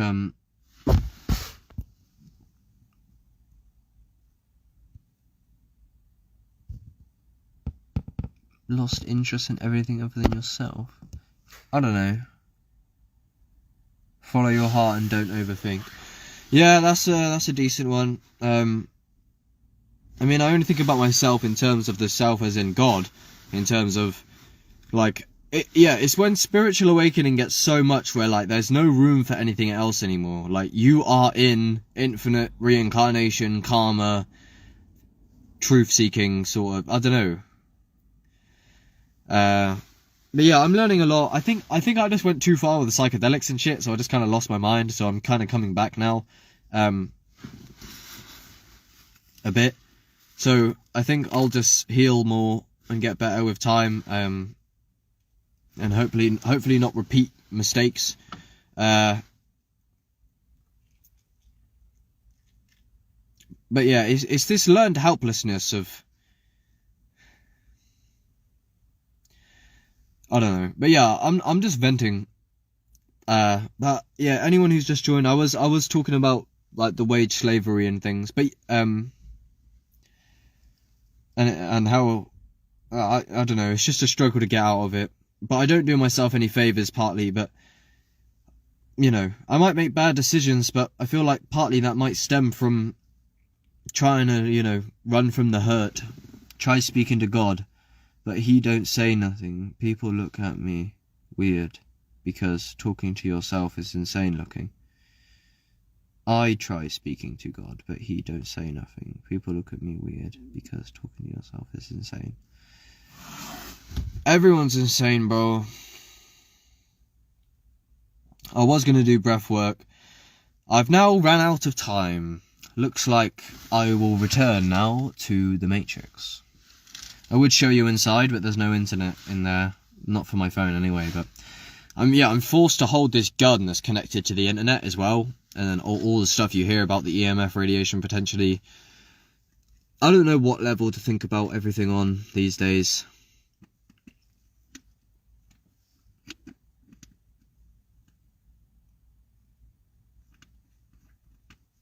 I feel like I know things in the deepest depths of my soul. That is, everything needs contrast.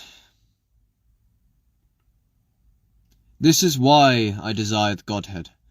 I was reflecting on I made a talk on my YouTube channel. It was I recorded a voice message I sent to Michael de Souza.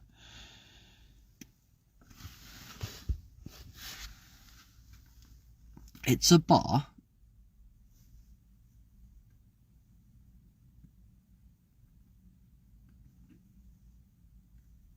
Yeah, you're right. But then again, like, you know, yeah, I'm with you. But who's to say? I don't know. I don't know. But when I say I desire the Godhead, or it's like it almost stems from suffering, because it's just like I feel like God is just fucking with me. Because when I've spent so many years in this situation, and I feel like part of my dysfunction and addictions, not that I'm like that now potentially, or like I'm making a lot of progress, but like trauma can make you dysfunctional potentially. I don't want to pass the buck. I don't want to be a victim. So like in terms of like, you know, when I'm not at work, I should work on my vision and my passion. And there's nothing else I want to do, but it's hard because my body just feels fucked a lot of the time. I feel sensitive to energy from doing so many magic mushrooms. So when I'm in there, my head's pounding a lot of the time because it's almost like I can actually feel the radiation. But yeah, I don't know. I'm just venting at this point. I do gotta go, but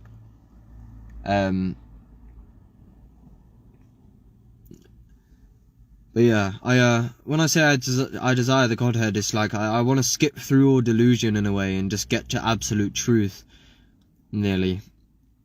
Because it hurts to keep trying to figure everything out, like.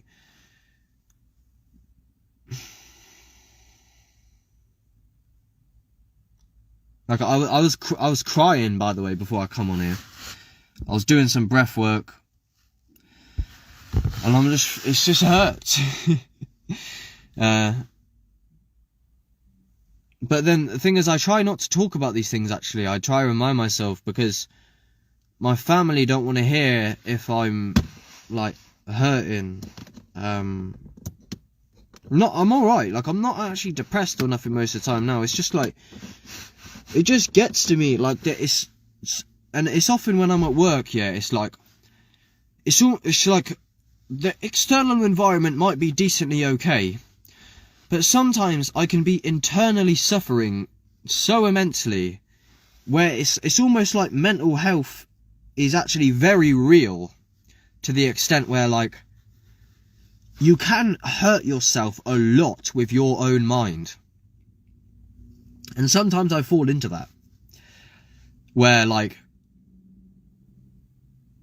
yeah, my mind is clinging and judging and resisting and so much and it's literally like you can create, you can make it easy or you can make it hard. You can focus on the demons or focus on the gods. Wherever you go, there you are. Alright, I gotta go now. Back into the Matrix. But this is what I was going to do originally when I planned to come out here. Even though I'm going to be late off my break now. But originally when I planned to come on my break, I was going to do the Wim Hof. And maybe that would have left me feeling better. But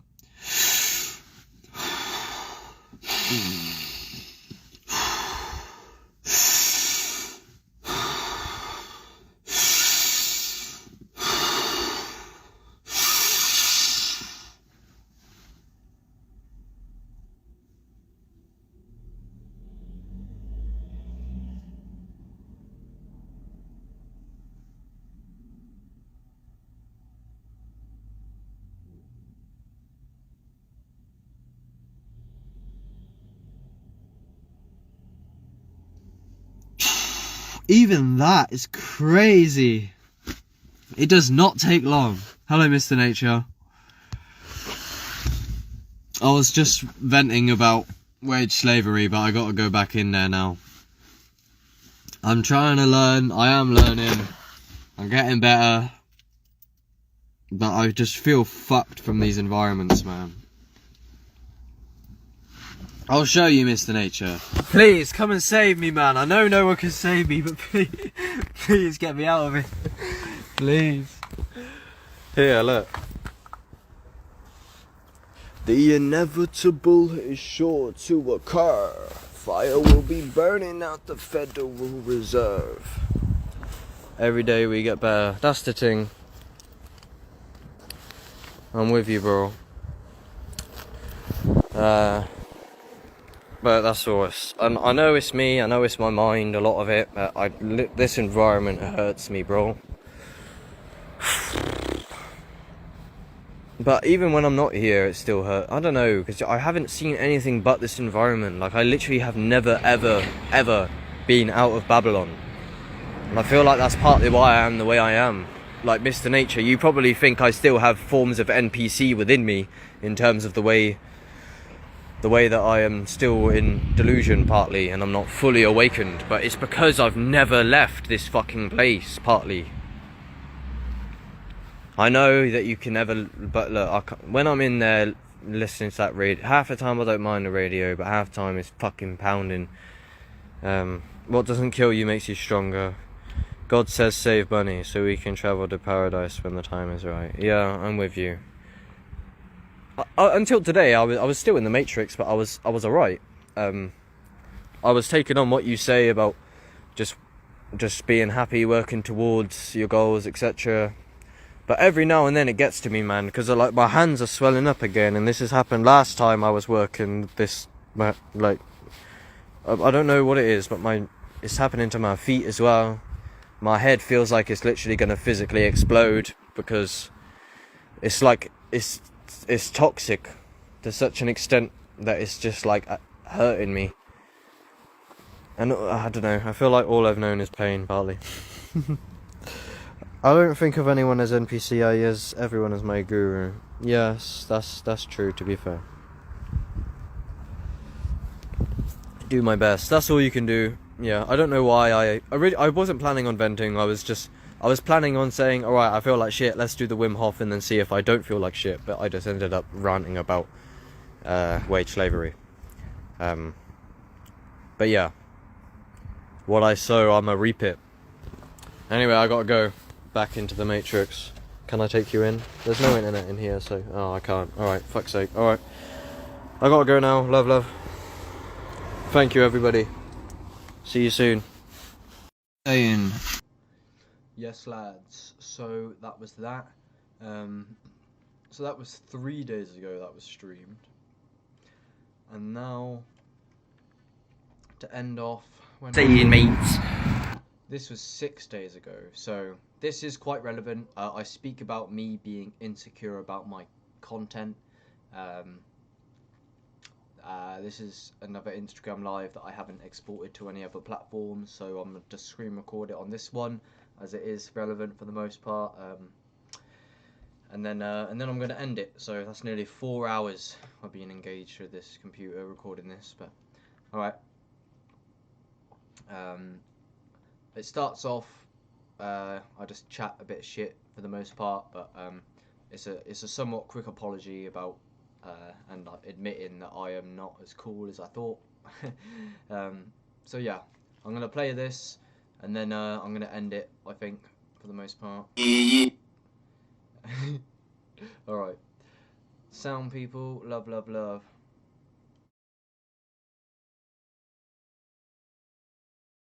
Saying, mates, man just come out of Waitrose, and the Waitrose lady commented on how healthy my shop was. That's not why I'm making this video, that's not why I'm live, but I thought I'd tell you that.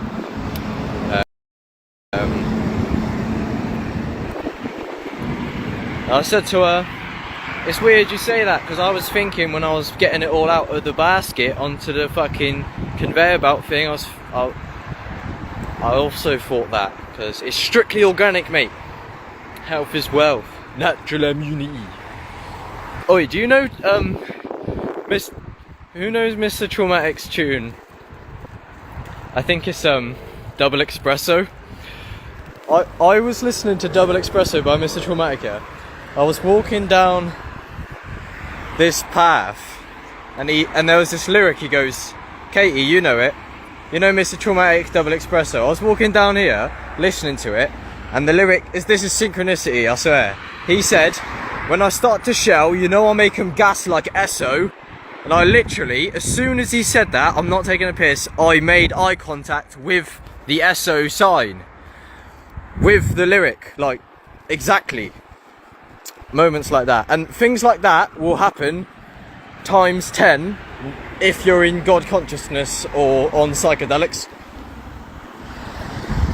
And that's what I found my most like powerful breakthrough experiences. It's like non-stop synchronicity, where shit like that like it's, and that's what I mean by like a collapse of the dream. It's like it's clearly some form of like a interconnected dream mind, or I don't know. But yeah, how are you guys? I'm just chatting shit. Like I just thought I'd go live. I just finished work and got some hella fruit and veggies, and there's a lot of things I want to say. I'm gonna make a video soon, but I just thought I could just drop a note on here quick on a whim. Like today while I was at work, I was listening to a lot of Ram Dass. You haven't got to know who that is, but that's not super ultra relevant. But the main point is like some form of apology. I don't think being sorry is the right way to be about it. Like I think that's actually the wrong phrasing. But like basically I recognize to an extent my own self-deception and my flaws in the past, and arrogance in some of my videos, and like I just like, it's almost I've got to like submit to being humble in a way of like, where in some ways I just have to like surrender to that I don't know anything, and there's peace that comes with that. But yeah, I'm just saying like what it is I feel like I'm evolving and growing super speedily, and I know I always say that, but like it's basically like my channel and my social media does not represent who I am. And like for example at my new job, like I met some new people, they was talking about the gym, and how they use the breath in the gym, and then they started talking about that head fuzzy feeling, and then I was like, yeah, I know what you're on about, I do this breath work thing, and they was vibing with it. And then I thought, like, alright, the cat's out of the bag, because basically everywhere I go, eventually people realise who I am. Not that I'm very important inherently, but I just mean eventually, like whatever job I get, someone will be like, we found your TikTok. And my TikTok's outdated, and like that's the thing, is like people will find my social media and then project my content onto me as a human in the present moment. I'm not my social media. That's like but obviously it's hard to, it is a reflection of my mind, it is a projection when I'm just like ranting into the camera like this. So in a sense I am my social media, but it's tricky because that's it, I just feel like I'm growing a lot all the time. So it's like basically what I was saying is so those lads that I met that I was talking about the gym with today at work, I was thinking like somewhat eventually, like basically I'm actually very insecure about my YouTube channel, and I wasn't like, ultimately yeah, like I want people to know about my presence on the internet, etc. But it's like I've always been insecure about my channel for a long time, and my content, and even like videos of this nature and my whole Instagram. And the reason that is, I don't feel like I have to be inherently insecure, but it's I think, I don't know, it's quite a rabbit hole, to be fair. It's quite like a big topic to squeeze into this live quick time while I'm just walking home from the shop. But it's just like so I'm still growing, and I've been through a lot of like a shit in terms of and I can admit that I've had like awful mental health. I've had awful bad habits in the past and even at the minute, but I'm working on them. So I know that the reason I'm insecure about a lot of my content on the internet is because the person that is talking, that is myself or my past self, that is the talking head on the camera of my YouTube, that person, whenever you watch my content, look at me talking to you and realise that that person talking to you is full of bad habits and like is incredibly dysfunctional the majority of the time and is battling like mental health and depression. So who am I to be listened to? And sometimes I recognise that in the videos, but also sometimes I come off as arrogant, as if I know everything, which I don't. But I do also, but there's many layers to it and it's not black and white. Jeez, walking with this phone outside made my hand fucking freezing. But that's it. It's that the reason I'm insecure is because I know that I've been making YouTube videos of this nature, talking like this for about 2 years, and these 2 years have been very, very turbulent in my mental health and my life in general. So be careful how you take everything with super loads of grains of salt. What you witness on my channel is a young lad who just used psychedelics to expand and alter his perception, and I kind of just got caught in that, and I just kind of like melted into reality and was just like trying to rant, and I was just like ranting opinions and shit on the internet quite a lot. Look, I gotta go, but that's it. I'm gonna make a more extended video and try and distill, but I'm just saying it because like I don't want people to think that I am at the end of my evolution and to judge me for who I have been on my channel, etc. Well, go on, Owen, I gotta go now. I've already chatted all my shit, but yeah, I'll see you guys just later. Love, love, love, love, love.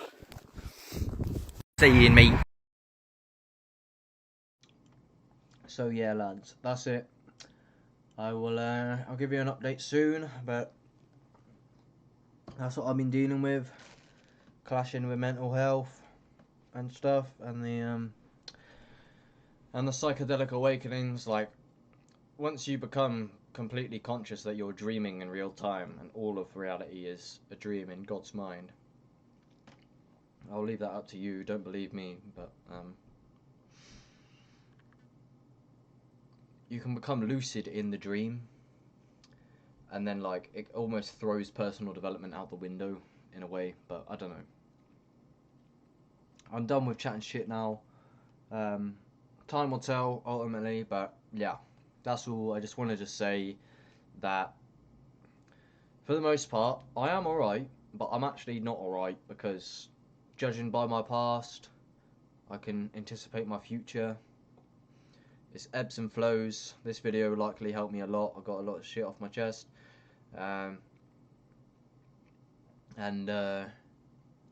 Yeah, I guess time will tell. I'm gonna do my best. I'm growing a lot. I'm doing a lot of shadow work, and like, again, now's not my time in the limelight. So I'd love for this year to be my epic year of actualization, and I'm sure it can be in some ways.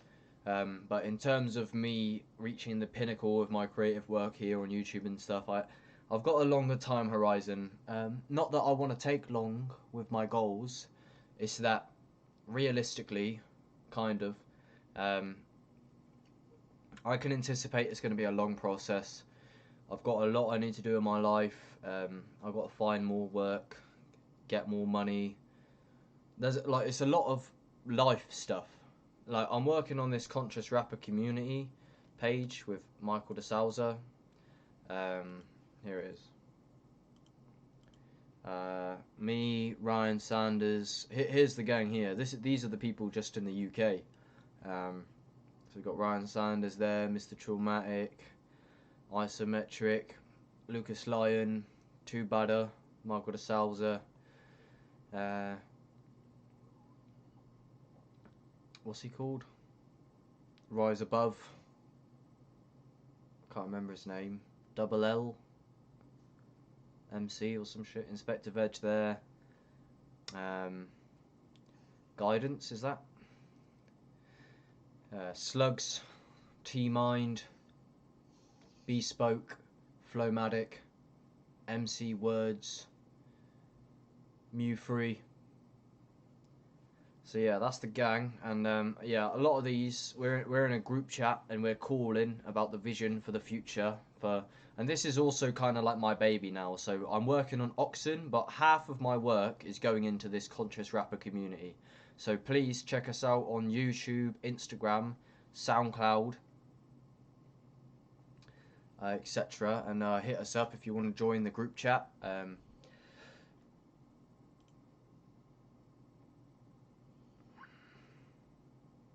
So you didn't even say who runs this. Yo man, CRZ is not about any single person. It's about brothers and sisters coming together in unity for conscious rap. The creator of this page does not want to draw attention to themselves, as is goes against the something of the community. If you'd like to know, please jump on the DMs, and the creator's name is not posted on the page. That's quite cool. See, he doesn't like to toot his own horn like that. I respect that. But yeah, what I was, because basically, yeah, I'm getting working on the conscious rapper community, and we're all, you know, I'm doing a lot of talk about what I'd like to do, and so is everyone else. But I warned them that I have just been a lot of talk in the past, and due to my mental turbulence and the reality of my actual situation as a human being, I can't guarantee what I'm capable of. I need space to figure out my life, as I'm in the midst of an existential and midlife crisis type thing. So yeah, I told him that. I said, like, there's no actual problem in the present moment exactly, but I can anticipate, judging by my past, for the most part, if you get me.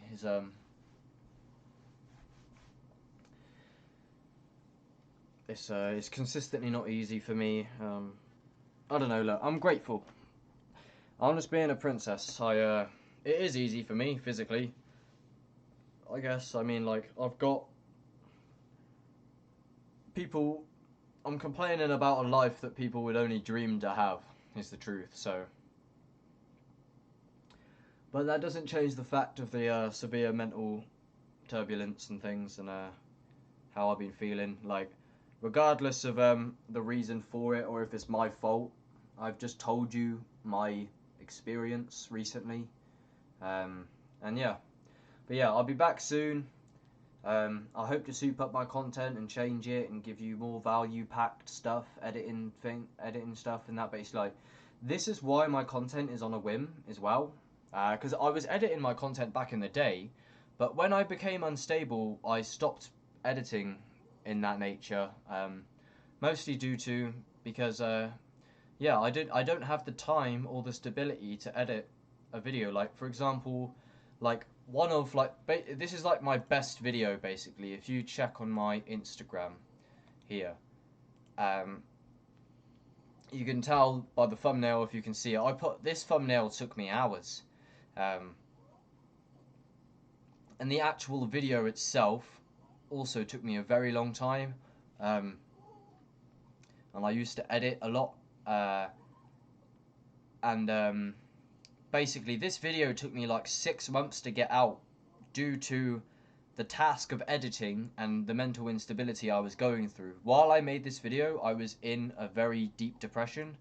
There's one simple hearing hack anyone can use. Fuck off, sorry. But yeah, at least I'm not in that now. When I started my YouTube, actually I'll show you that, to be fair. If we go on here, on my Rumble,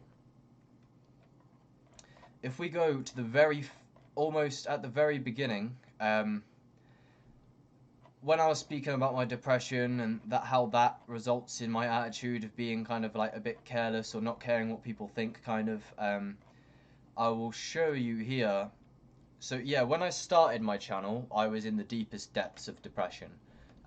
Not straight away, because my first video, well, my second video, I was talking about how I'd overcome all my addictions and because I was at like a peak psychedelic state. But I was really sinking and losing my mind. If you want to see I got a demo song called Osmosis or Psychosis. That does justice to the vibe that I was kind of going through, and you can see my content goes way back. Here it is, Osmosis. Oh my god, a lot of people disliked that apparently. Oh, quite a few. I got quite a few consistent dislikes around this time, which is interesting. They must be newish. I didn't really see those. But I don't know. Who cares? But yeah, that go check out Osmosis or Psychosis demo by myself, and that is the vibe of how I was kind of feeling. But I will play you now this 1 minute. So someone asked me what was up. This clip that you're about to hear is actually recorded on a mushroom trip. This was about 1.5 years ago,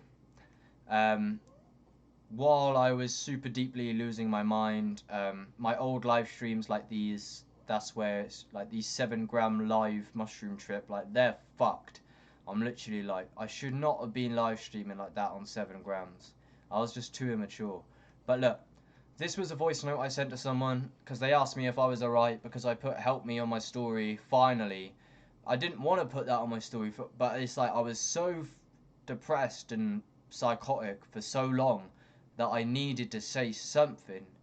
But yeah, they asked me how am I, and I sent a few messages, but yeah, I sent them this message while I was on mushrooms. And I actually put this in the Osmosis thing as well. But yeah, this is just to show, it's called Depression, the title of the video. This was one of my first videos I uploaded. And this was at the beginning of my super radical spiritual awakenings, when I first, like, when I was in my honeymoon phase of psychedelics. Like, I'd done them for like over 1 year before, and then I had like a break for like 1 year, and then I'd done them loads again. And first I felt very empowered, but really I just started to lose my mind. And then it was things like this that made my father remove me from my flat like 3 times, and I had extreme turbulence. But yeah, here's a voice message of me being sad.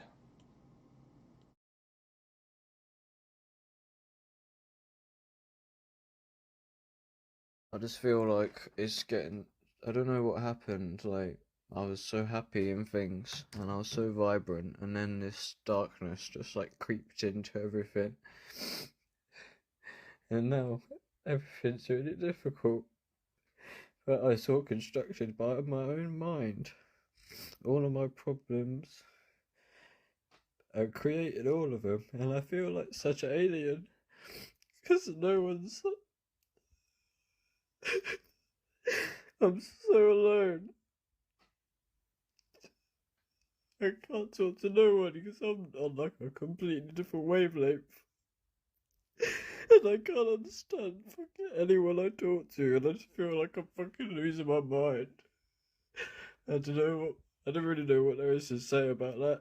I don't expect you to really have anything to say.